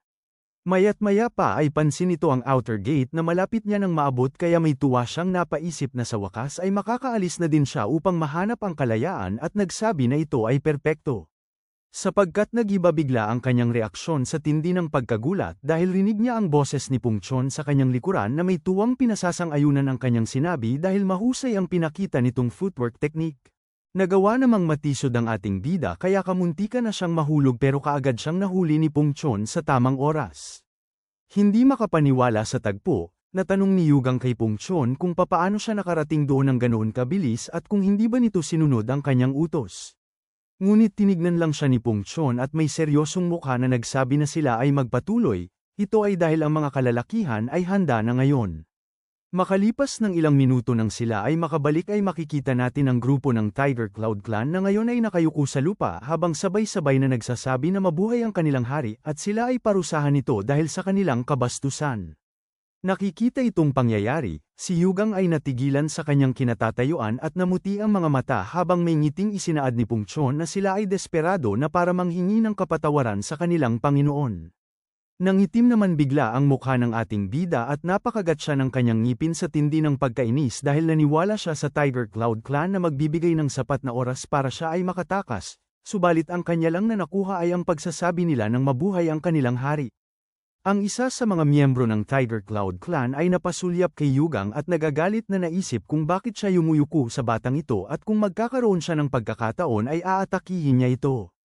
Nang bigla na lang siyang nagulat dahil sa biglang paghawak ng ating bida sa kanyang ulo, kasunod nito ay ang napakalakas niyang paghampas dito sa lupa habang may matinding panggagalaiting nagsasaad na hinding-hindi niya ang mga ito mapapatawad.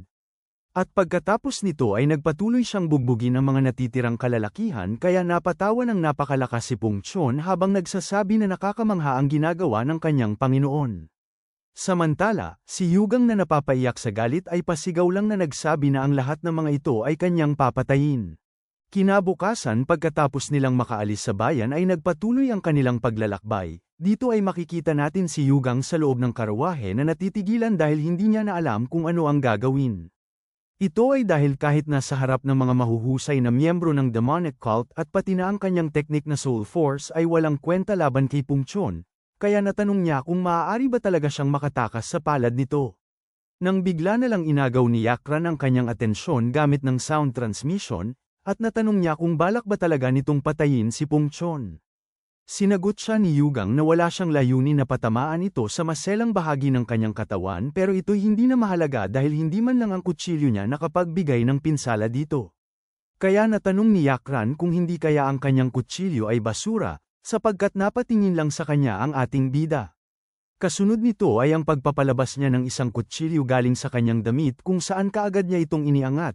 Kasabay nito ay ang paggamit niya sa kutsilyo na siyang naging dahilan ng pagkahiwa ng takip ng bintana na parang isang papel sa harap ni Yakran. Nakikita ito, nagugulat na natanong ng babae kung ang bastardong si Pung Chon ba ay isang uri ng halimaw na hindi matatalo, at nagsabi na humahanga siya sa ating bida dahil nagawa niyang mapasunod ang ganitong klaseng tao. Napatanong naman si Yugang kung ano ang sinusubukan nitong sabihin.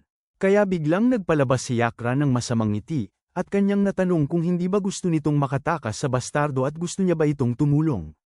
Interesado dito, natanong ni Yugang kung papaano siyang makakatulong sa kanya. Sinagot siya ni Yakran habang mayroong kinukuha sa kanyang dibdib na mayroon siyang nakakatuwang laruan. Kasunod nito ay ang pag-abot niya ng isang pil para ipakita ito sa ating bida, at pagtanong kung ano ang sa tingin nito. Dagdag pa ni Yakran habang patuloy na inaabot ang pil na sila ay makipaglaro gamit nito at natanong kung sasali ba ang ating bida. Bagamat nagsabi lang si Yugang na ito ay mukhang kahina-hinala at natanong kung ano itong bagay. Napatawa lang si Yakran at isinaad na ito ay isang pil na makakapagpasama ng sikmura, at sa loob ng 15 minuto pagkatapos mo itong kainin ay sasakit ang tiyan mo sa walang tigil na pagtatae. Si Yugang na napapaturo sa kanyang sarili ay natanong sa gulat kung umaasa ba siya na kakainin niya ito. Sapagkat sinagot lang siya ni Yakran na ito ay magiging isang magandang eksena pero ito ay para sa kanya. Dagdag pa nito na makinig ng mabuti ang ating bida sa kanyang plano at sabihin ito kay Pung Chon matapos niyang makain ang pil. Ito ay sa oras na buksan ni Pung Chon ang pintuan para tingnan ang loob ng karawahe ay sasabihin ng ating bida na baka si Yakran ay may planong tumakas at ginagamit lang ang rason para magbawas kaya mag-uutos ito kay Pung Chon na bantayan ito ng mabuti na alam nilang kanyang susundin. Kasunod nito pagkatapos itong pumayag ay aalis si Yakran ng napakalayo hanggat sa kanyang makakaya para makatakbo si Yugang.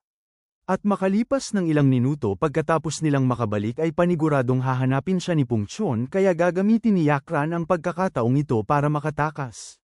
Dagdag pa ni Yakran na makakaya niya itong pahabain ng 1 oras at maluwag sa loob niyang kakainin itong pil para sa kanya. Namula naman ang mga pisngi ni Yugang at nagsabi na kung ito ay kanyang gagawin ay magpapasalamat siya pero hindi ito ikakabuti ng kanyang loob. Gayunpaman nagsabi lang si Yakran habang nagpapalabas ng masamang tawa na ito ay maayos lang basta maipakita nila kay Pung Chon ang tinatawag na karma. Dahil dito ay pumayag si Yugang sa alok ni Yakran at may ngiting nagpasalamat. Samantala nagsabi lang ang batang dalaga na bilhan na lang siya nito ng maiinom mamaya. Hindi nagtagal ay walang pag-aalinlangan nitong kinain ang pil. At maya't maya pa ay maririnig natin ang napakalakas nitong pagsigaw sa loob ng karawahe. Kung saan ngayon habang tinatakpan niya ang kanyang tiyan at pinagpapawisan siya ng husto ay pasigaw nitong sinabi kay Pung Chon na nasa labas na parang sasabog na ang kanyang tiyan kaya nagpakiusap itong itigil ang karawahe. Si Pung Chon na napapansin itong kaguluhan, naisip niya na ito ay kahina-hinala. Gayunpaman ay nagpatuloy siyang ihinto ang karawahe gaya ng utos ng batang dalaga. Napapansin ang biglang paghinto ng karawahe, ito ay ikinatuwa ng husto ng dalawang bata at naisip ni Yugang na gaya ng kanilang pinagplanuhan ay uutusan na lang nito si Pungchon. Sapagkat hindi ito ang kanilang inaasahan dahil ang ginawa ni Pungchon ay binarikada lang ang mga bintana. At nang ito ay kanyang matapos ay bumalik siya sa pagmamaneho ng mga kabayo para sila ay magpatuloy, kasabay nito ay ang kanyang pagpapalabas ng seryosong mukha habang nagtatanong sa babae kung sa tingin ba nito ay mahuhulog siya sa kanyang kalokohan. Ang dalawa sa loob ng karawahe ay nabato naman sa loob sa pagkagulat at pagkatapos ay sumigaw si Yugang na hindi talaga maayos ang pakiramdam ng babae kaya siya ay huminto. Subalit napapikit lang si Pungchon at nagsabi na huwag mahulog ang kanyang Panginoon sa patibong nito. Sapagkat nagpumilit si Yugang na hindi talaga maganda ang pakiramdam nito at nag-utos na ihinto ang karawahe ngayon din. Hindi tumutugon sa kanyang hiling, patuloy na pinaghahampas ng ating bida ang karawahe at pilit na pasigaw na nagsasabi na ihinto ng bastardo ang pagmamaneho sa karawahe. Ngunit kahit paano ang gawin nito ay hindi sila pansin ni Pungchon, kaya nang maunawaan niya ito ay napagdesisyonan ni Yugang na huminto.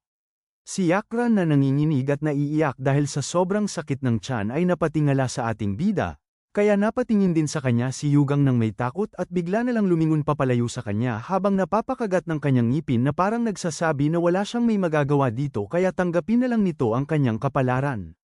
Sa tindi ng galit ni Yakran ay pasigaw niyang pinagsabihan na ang mga ito ay tunay na mga bastardo.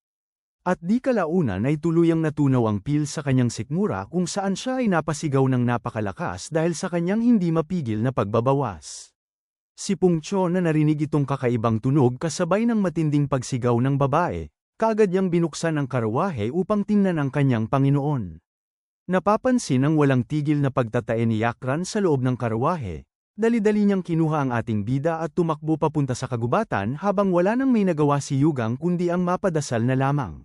Habang sila ay nagpapatuloy sa loob ng gubat ay nanghingi si Pungchon ng kapatawaran, at mayat-maya pa ay nagawa nitong makalapag sa lupa kung saan ipinaliwanag niya na hindi niya inaakalang tatae talaga ang babae ng ganoon.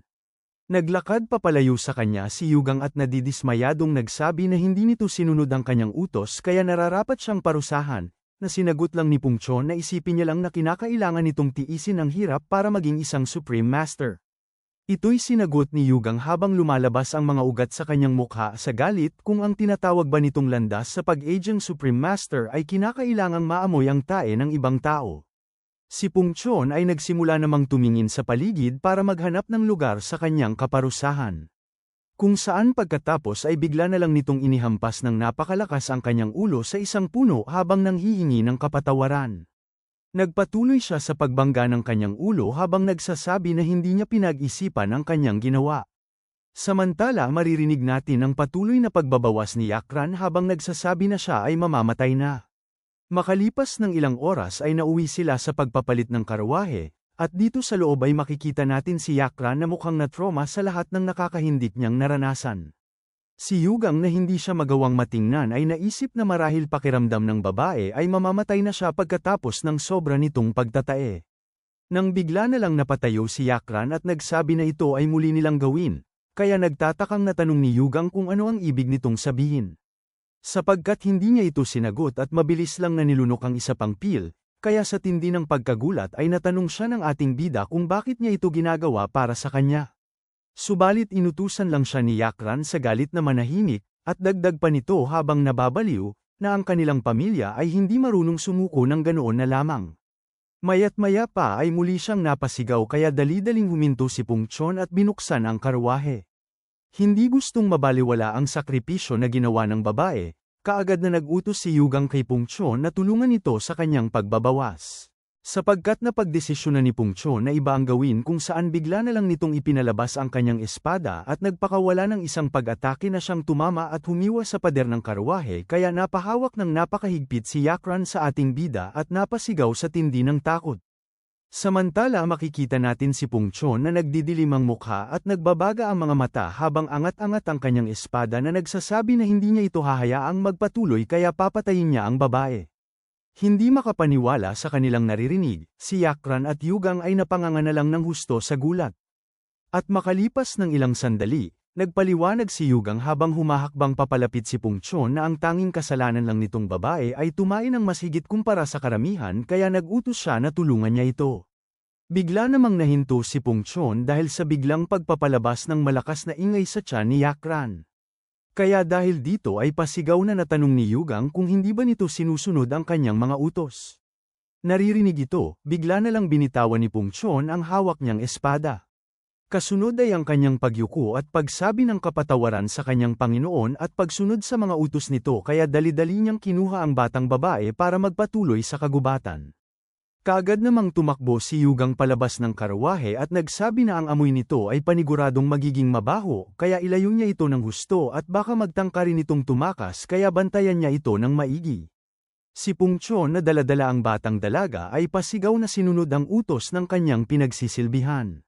Makalipas ng ilang sandali matapos na malaman na wala na si Pungchon sa paligid, mabilis na tumalon si Yugang galing sa karawahe papunta sa isang sanga ng puno.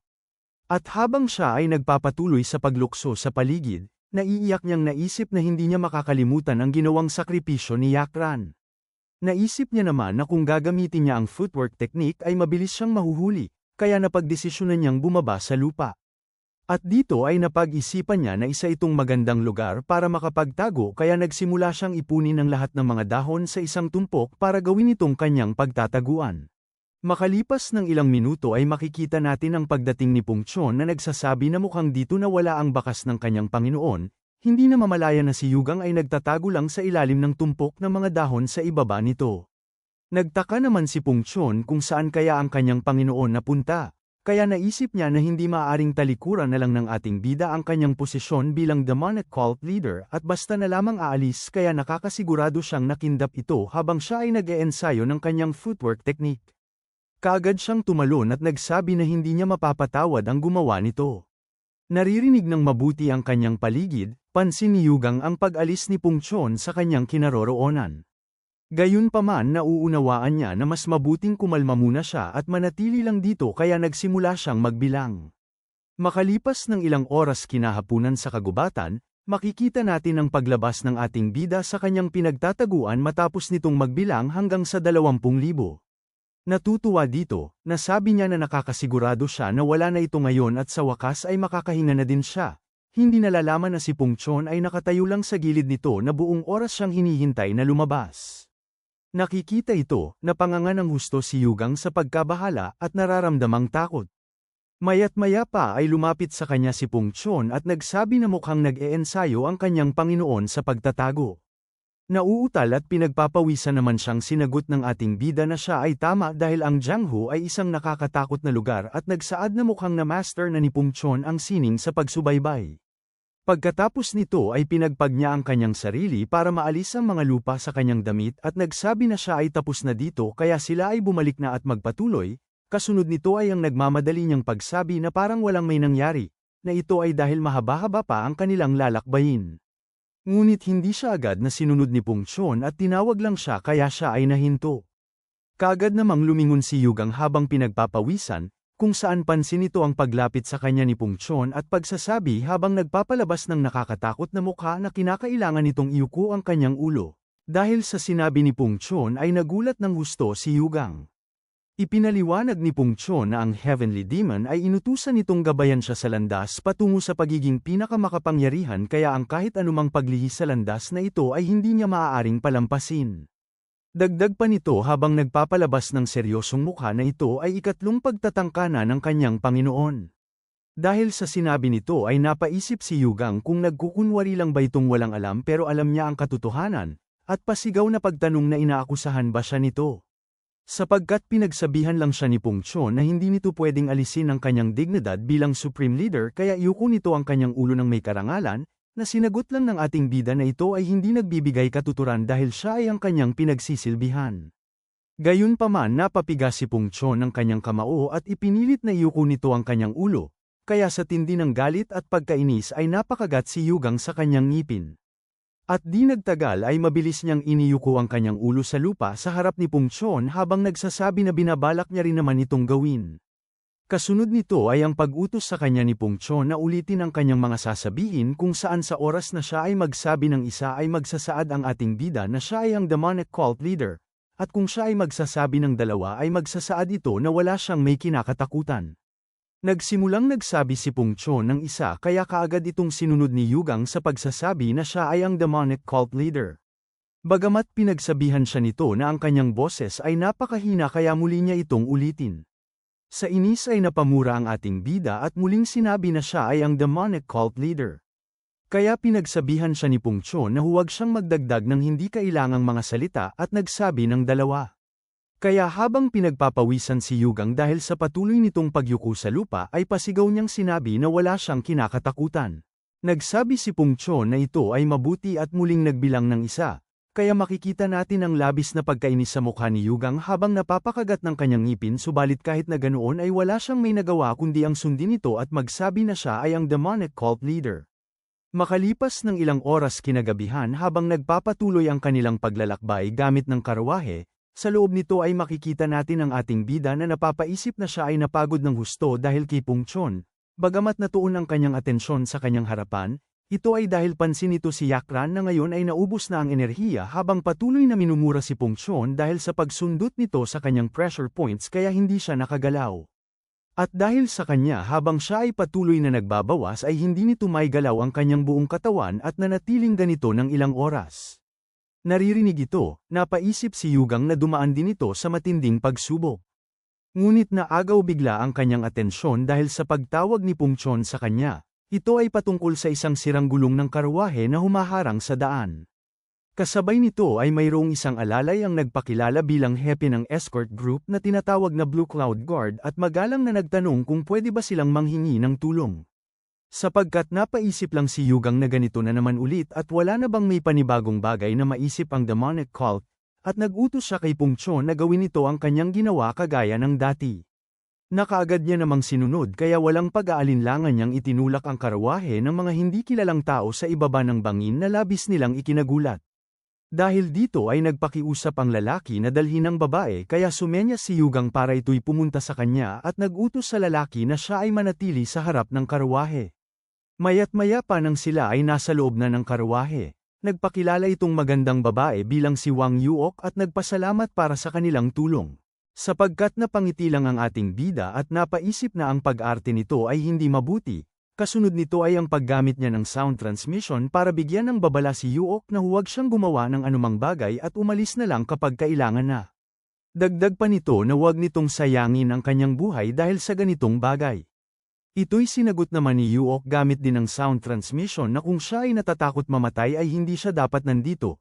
Kaya pinagsabihan siya ni Yugang na ito ay kahibangan at natanong kung alam ba nila kung bakit sila pinapanatili ni Pungchon sa loob. Ipinaliwanag nito na ginawa niya ito dahil gusto nitong bigyan sila ng maling pag-asa bago niya ito tuluyang wasakin. Bagamat nagsabi lang si Yuok na wala siyang pakialam dito, kaya muling nasabi ni Yugang na ito'y kahibangan dahil alam niya na kung ano ang gustong sabihin ng kanyang tiyuhin sa kanya. Subalit hindi pa man ito natatapos ang kanyang sinasabi ay nagsaad si Yuok na handa niyang isugal ang kanyang buhay para magsabi ng kanyang pagmamahal. Dahil dito ay pinagpawisan ng husto ang ating bida at hindi lubos maisip ang larawan ng kanyang tiyuhin sa kanyang isipan na naguhugis puso gamit ng kamay nito. Napapansin na ito ay parang hindi tama, natanong niya kung anong kalokohan ang pinagsasabi nito at kung ito ba ay utos ng kanyang tiyuhin. Ngunit napatayo lang sa galit si Yuok at pasigaw na natanong kung ang bastardong ito ay tinatawag ba ang kanyang pag-ibig na walang katuturan. Na ipinagtaka ng husto ng ating bida kaya natanong niya kung sino itong babae. Subalit bigla na lang siyang sinampal ng napakalakas ni Yuok habang nagtatanong kung binabaliwala ba nito ang kanyang pag-ibig. Nakikita ang malaking pinsala na natamo ni Yugang, tumatawang nagsaad si Yakran na ito na ang magiging katapusan ng babae. Kasabay nito ay ang biglang pagtigil ng mga kabayo ng karawahe, at ang nagmamadaling pagpasok ni Pungchon habang hawak sa leeg ang lalaki at nagtatanong kung ano ang nangyari. Dahil dito ay natigilan naman ang dalawa at napaisip si Yugang na itong lahat ay hindi lamang pagkakaunawaan kaya hindi kailangang dumanak ng dugo, at pasigaw niyang pinagsabihan si Pungchon na ang lahat ay maayos lang. Sapagkat pansin nito ang gasgas sa mukha ng kanyang Panginoon, Kaya sa tindi ng galit nito ay may panggagalaiti niyang natanong sa babae na ang kanyang Panginoon ay binigyan na siya ng awa para tulungan kaya papaano siyang nagkaroon ng lakas ng loob upang saktan ito. Ramdam naman ni Yuok ang panginginig sa kanyang katawan sa bawat paghakbang ni Pung Chon papalapit sa kanya, at nang siya ay makahawak sa pader ng pintuan ng karuwahe ay may seryosong mukha niyang nasabi na kahit ang kamatayan ay hindi mapapantayan ang bigat ng kanyang kasalanan. Sa tindi ng takot ay nakaramdam ng matinding lamig si Yuok at dahil nauunawaan niya na siya ay nasa panganib ay kaagad nitong iwinasiwas ang kanyang kamay para magpakawala ng pag-atake, subalit hindi ito tumalab kay Pung Chon dahil ginamit nito ang lalaki bilang kanyang panangga. Hindi ito matanggap, dali-daling lumukso ang babae papunta kay Pung Chon habang nagsasabi na siya ay mamatay. Napapansin na lalapag ang babae sa sahig ng karuwahe. Mabilis na nakapag-isip si Pung Chon kaya buong lakas nitong inapakan ang karuwahe para lumubog. Na siyang nagpawala kay Yuok sa kanyang pagkakabalanse para dumiretsong mahulog sa sahig, hindi lubos maisip na sa oras na siya ay lalapag sa sahig ay papalubugin ito ni Pung Chon, nang bigla na lang siya nitong sinunggaban sa kanyang leeg at inihampas ang kanyang ulo ng napakalakas.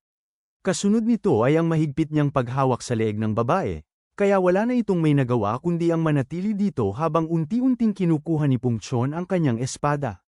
At sa oras na ito ay kanyang makuha ay kaagad niya itong ginamit para hiwain ang leeg ng babae, sapagkat mabilis na nag-utos si Yugang na siya ay huminto. Na kaagad niya namang sinunod kung saan kamuntika na sanang mapugutan ng ulo si Yuok kung ito'y nahuli ng 1 segundo.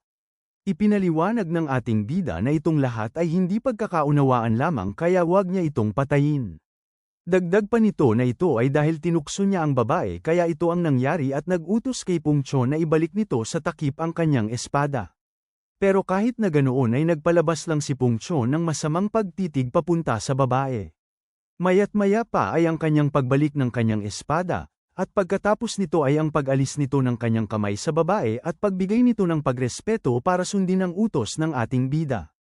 Napaubo naman si Yuok dahil dito at kasabay nito ay ang pag-utos ni Yugang kay Pung Chon na bumalik na sa harap para sila ay magpatuloy sa paglalakbay. Agad itong sinunod ni Pung Chon kaya makikita natin ang dali-dali niyang pag-alis palabas sa karuwahe at ang pagkakaroon ni Yugang ng kaginhawaan, subalit bago pa siya makabalik sa harapan ng karuwahe ay mayroon siyang bigla na lang naalala kaya siya ay napahinto. Kung saan pagkatapos nito ay ang kanyang paghakbang pabalik sa loob ng karuwahe kaya natanong ni Yugang kung mayroon ba siyang bagay na nakalimutan. Natigilan naman ang ating bida sa biglang paglagay ni Pung Chon ng kanyang mga kamay sa ulo at leeg ng babae. Nauunawaan ang gagawin nito ay pasigaw na nagsabi si Yugang na ito ay kanyang ihinto, subalit hindi nagpapigil si Pung Chon kaya maririnig ang napakalakas na pagkabali ng leeg ni Yuok at ang napakalakas na pagsigaw nito sa buong kabundukan. Makalipas ng ilang minuto sa loob ng karuwahe ay makikita natin si Yuok na hindi mapigil ang kanyang pag-iyak habang sinusubukang ibalik ang kanyang ulo sa dati. Sapagkat may malaking tuwalang siyang pinagsabihan ni Yakran na ito ay walang kwenta dahil si Pung Chon ay may napakahusay na abilidad sa pagbali ng leeg. Sa galit ay mabilis siyang napalingon sa ating bida, at natanong nito kung sino ba talaga ang mga ito. Subalit si Yakran ang sumagot sa kanya habang mayroong kinukuha sa kanyang damit na ito'y hindi niya alam pero ang alam niya ay kung papaano ibalik sa dati ang kanyang leeg. Kasunod nito ay ang pag-abot niya sa 2 pil kay Yuok at pagsasabi na ito ay kanyang kunin dahil mapapansin niya agad ang epekto nito pagkatapos niya itong makain. Bagamat mabilis itong kinuha ni Yugang paalis sa kamay nito at pasigaw na natanong kung pinaplano na naman ba nitong sirain ang kanilang karuwahe. Natatakot sa ipinapakitang kabaliwan ng dalawa, napaiyak na lamang ng napakalakas si Yuok sa labas ng bintana. Naririnig ito, pagalit siyang pinagsabihan ni Pung Chon na manahimik dahil kung siya ay magpapatuloy ay talagang papatayin niya ito. Sa takot ay mabilis niyang pinigil ang kanyang sarili, at pagkatapos ay inikot nito ang kanyang katawan papalayo sa bintana kaya sinabihan siya ni Yakran na huwag siyang masyadong magdamdam dahil kapag nakinig siya ng mabuti kay Pung Chon ay ibabalik niya din naman ito sa dati. Dagdag pa nito nang may pagmamalaki na alam niya ito ng mabuti dahil ilang beses niya na itong naranasan, at nagsaad siya na marahil nahihirapan ang kanyang nakababatang kapatid na si Yuok dahil dito. Naaantig sa kanyang mga sinabi, naiyak ng husto si Yuok at sumandal kay Yakran kaya natanong ni Yakran kung saan papunta ang kanyang nakababatang kapatid, na sinagot nito na siya ay papunta sa kabundukan ng Wutay kaya isinaad ni Yakran na ito ay nagkataon dahil sila rin ay papunta doon. Nakikita silang dalawa. Napaisip si Yugang na hindi niya talaga maiintindihan ang mga babae at nagsabi na ipapaalam niya kay Pungchon na siya ay hahayaan niyang sumama sa kanila. Si Yuok na patuloy na nakadikit kay Yakran ay nagsabi na mabuti na lang na ang kanyang nakatatandang kapatid ay nandito dahil ito ay ang una niyang beses na makaranas ng ganitong tagpo sa loob ng 24 na taon na kanyang buhay kaya siya ay nataranta. Napapansin na hindi tumutugon si Yakran sa kanyang sinabi ay napatingala siya at pansin nito ang biglang pagdilim ng kanyang mukha. Nang bigla na lang may panggagalaiting napasigaw si Yakran na sila ay umupo ng magkahiwalay dahil hindi siya kanyang ate dahil siya ay 21 taong gulang pa lamang. Napapansin itong reaksyon, natakot ng husto si Yuok at muling naiyak ng husto. At si Pungchon na hindi na ito matiis ay pinaghahampas ang karwahe habang nagsasabi na hindi ba't pinagsabihan niya itong maging tahimik at gaya ng kanyang inaasahan ay kailangan niya talaga itong patayin. Kaya nagpakiusap siya sa kanyang Panginoon upang payagan na patayin itong babae habang si Yakran ay nagsabi naman na ang karwahe ay hindi pagmamayari ni Yuok kaya wala nang may nagawa si Yuok kundi ang maiyak sa takot. Habang ito ay nangyayari ay natahimik lang si Yugang sa kanyang inuupuan, kung saan napatingala siya at napasabi na ito ay napakagulo. Makalipas ng ilang oras kinaumagahan sa kagubatan ay mapapansin natin ang paghinto ng karwahe dahil narating na nila ang kanilang paroroonan kaya ipinaliwanag ni Pungchon na simula dito ay kinakailangan na nilang maglakad. Narating ang kanilang pakay na lugar, natanong ni Yugang kung ito ba ay ang kabundukan ng Wutay na may pagrespetong sinagot ni Pungchon na siya ay tama. Habang isinaad ni Yuok na nasa kanila ng ngayong pangangalaga ang kanyang buhay.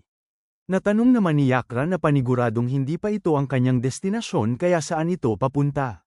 Bagamat lumingon lang ito papalayo sa kanya at nagsabi na ayaw niyang magsabi ng kahit ano kaya labis itong ikinainis ni Yakran. Sa tindi ng kanyang galit ay pasigaw niya itong sinabihan na ang estupidang babaeng ito ay magpatuloy lang sa pagtatago ng sekreto. Sa pagkapagod sa walang tigil na kaguluhan ay napahawak si Yugang sa kanyang ulo at nag-utos kay Pungchon na ibalik na nito ang leeg ni Yuok sa dati, na kaagad naman itong pinasang-ayunan. Pagkatapos nito ay ang kanyang paglapit kay Yuok para muling ibalik ang kanyang ulo sa dati kaya napangiti siya habang iniisip na sa wakas ay makakaalis na din siya dito. Subalit sa kasamaang palad bago pa ito maibalik ni Pungchon ay mayroong maraming bilang ng mga kalalakihan ang lumukso papunta sa kanila. At nang sila ay makalapag ay kaagad nila ang mga itong pinalibutan, kung saan ang isa sa mga lalaki na dinidilaan ang kanyang espada ay natanong kung ano ang ginagawa nila sa kabundukan at nagsaad na mukhang ang dalawa ay nagkakasiyahan. Napatitig naman ang dalawa sa kanya nang may masamang tingin, ngunit nakikita ang babae na nakabaliktad ang ulo at nabali ang leeg ay natigilan ang lalaki at napaisip na mukhang natae siya sa takot. Ang isa sa kanilang kasama ay lumingon naman sa kanyang mga kasamahan at nagsaad na ang babaeng ito ay kakaiba habang sinagot ito ng isang kasama niya na mayroon pa namang isang natitira, at ito ay walang iba kundi si Yakran. Nauunawaan na siya ang tinutukoy ng mga ito, mabilis siyang kumapit sa ating bida at natanong kung sino kaya ang mga ito subalit napaisip lang si Yugang na siya itong nanggaling sa Green Forest kaya paano niya itong malalaman. Naiintindihan na marahil ang mga kalalakihan ay hindi nanggaling sa Green Forest, kaagad na nagutos si Yugang kay Pungchon na iligpit niya ang mga ito. Kaya mabilis na yumuko si Pungchon para sundin ang kanyang utos. Bagamat pinagtawanan lang siya nitong mga kalalakihan dahil sa kanyang pagsunod sa utos at nagsabi na nakakatuwa ang makita ang mga walang kwentang tao na nagkukunwaring formal at marahil pinaniniwalaan nitong lalaki na siya ay ang leader ng demonic cult. Naririnig itong mga bagay, napapiga si Yugang ng kanyang kamao at napakagat ng kanyang ngipin sa tindi ng inis. At dahil pansin niya si Pungchon na hindi pa din gumagalaw, natanong niya kung hanggang kailan siya tatayo na lang dito. Napaisip naman ng ating bida kung ano kaya ang ginagawa nito dahil sa patuloy niyang hindi pagtugon. At maya't maya pa ay mayroon tayong makikitang mga paang lumabas sa mga halaman at pasigaw na nagsabi na sila ay huminto. Ito ay 4 na mga kalalakihan na mukhang mga martial artist na may kulay puting kasuutan kung saan ang lalaki na namumuno dito ay nagsabi na alam niyang hindi ang Green Forest Bandits ang pakay nitong Black Dragon Union kaya wag nilang saktan ang mga inosenteng tao. Subalit nagsaad ang namumuno nitong Black Dragon Union na sila ay nag-o-overtime sa trabaho. Naaalala itong Black Dragon Union, naisip ni Yugang na ito ay isa sa 5 nangungunang malaking unyon ng martial arts. At ang mga lalaking may kulay puting kasuutan ay mukhang malalakas din ngunit natanong niya kung bakit kaya ang mga ito naglalaban habang sila ay nasa gitna, at mayat-maya pa ay ang pagtuon ng kanilang mga espada sa isa't isa. Kung saan makalipas ng ilang sandali ay ang mabilis na pagsugod ng mga kalalakihan na mayroong puting kasuutan, at ganoon din ang ginawa ng Black Dragon Union. At nang maabot nila ang isa't isa ay makikita natin ang pagbanggaan ng kani-kanilang mga espada. Napunta naman ang atensyon ni Pung Chon sa kanyang Panginoon at nagsabi na ito ay isang oportunidad para makapanood siya ng laban na makakatulong sa kanyang pag-unlad at nagsaad na parang mayroong problema sa Green Forest. Sinagot siya ni Yugang na siya ay tama dahil kung hindi ay walang kaguluhan na magaganap sa kabundukan ng Wutai, samantala si Yakran sa likuran na nanunood sa laban ay pasigaw lang na pinagsabihan itong mga nakikipaglaban na magpatuloy lang hanggang sa kamatayan.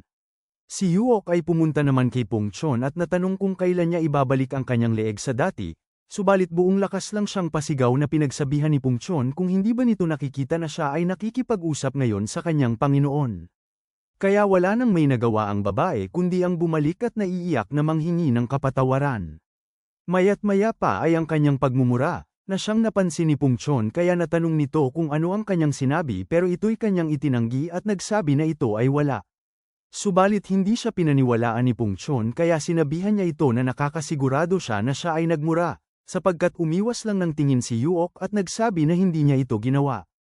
Samantala si Yakran ay sinigawan lang ang mga ito na manahimik at hayaan siyang manood sa laban. Si Yuok ay napasabi na si Yakran ay palagi namang nagmumura kaya bakit siya lang ang pinapagalitan nito. Nang bigla na lang nilapit ni Pung Chon ang kanyang mukha sa kanya at habang nagpapalabas siya ng nakakatakot na mukha ay ipinaliwanag niya na ang babaeng ito ay marami ng sakit ang naranasan. Dagdag pa nito na 2 beses na itong tumae, at higit pa rito ay simula pa lang ay wala na ito sa kanyang katinoan. Naririnig itong kanyang sinabi, napalingon sa kanila si Yakran at nagsaad kung papaano itong nasabi ng bastardo sa harap ng mga gwapong kalalakihan, kaya ang isa sa mga martial artist na narinig siya ay nagtaka sa pagkagulat. Samantala si Yugang ay pumagitna sa dalawa at nag-utos kay Pung Chon na ito'y itigil. Sapagkat hindi nito pinansin ang ating bida at nagsabi lang na si Yuok ay umamin, habang si Yakran ay pinagsabihan ng mga ito na iniistorbo sila nito sa kanyang panunood. Hindi naman ito natiis ni Yuok kaya habang siya ay naiiyak sa galit ay inamin niya na siya ay nagmura. Narinig itong bagay, dali-daling lumingon si Pung Chon sa kanyang Panginoon at may tuwang nagsabi na siya ay tama. Kasunod nito ay ang kanyang pagtawa ng napakalakas kaya si Yuok ay naiyak na lamang sa kanyang kinaroroonan habang si Yakran ay patuloy lang sa panunood ng laban. Nakikita ang kanyang sarili sa gitna ng mga kabaliwan na nangyayari, napatingala na lang si Yugang at isinaad na ito ay napakagulo. At habang siya ay natitigilan sa kanyang kinatatayuan ay mayroong napansing bagay si Yakran sa lupa. Nakakita siya ng isang pito na gawa sa kahoy kaya kaagad niya itong pinulot habang nagtatanong kung bakit ito nandito at may nakahulog ba nito dito. Kasunod nito ay ang kanyang paggamit sa bagay habang patuloy na sumusuporta sa pakikipaglaban ng kalalakihan. Ang pagpito nito ay rinig sa buong kagubatan kung saan pansin ito ng isang lalaking galing sa Black Dragon Union na nagtatago sa isang puno. Narinig itong senyales ay dali-dali siyang tumalon pababa para pumasok sa isang bahay sa malapit. At nang mabuksan niya ang pinto ay ang pag-ulat nito sa isang lalaki na natapos na nila ang kanilang paglilinis maliban na lang sa basurang Green Forest Bandits.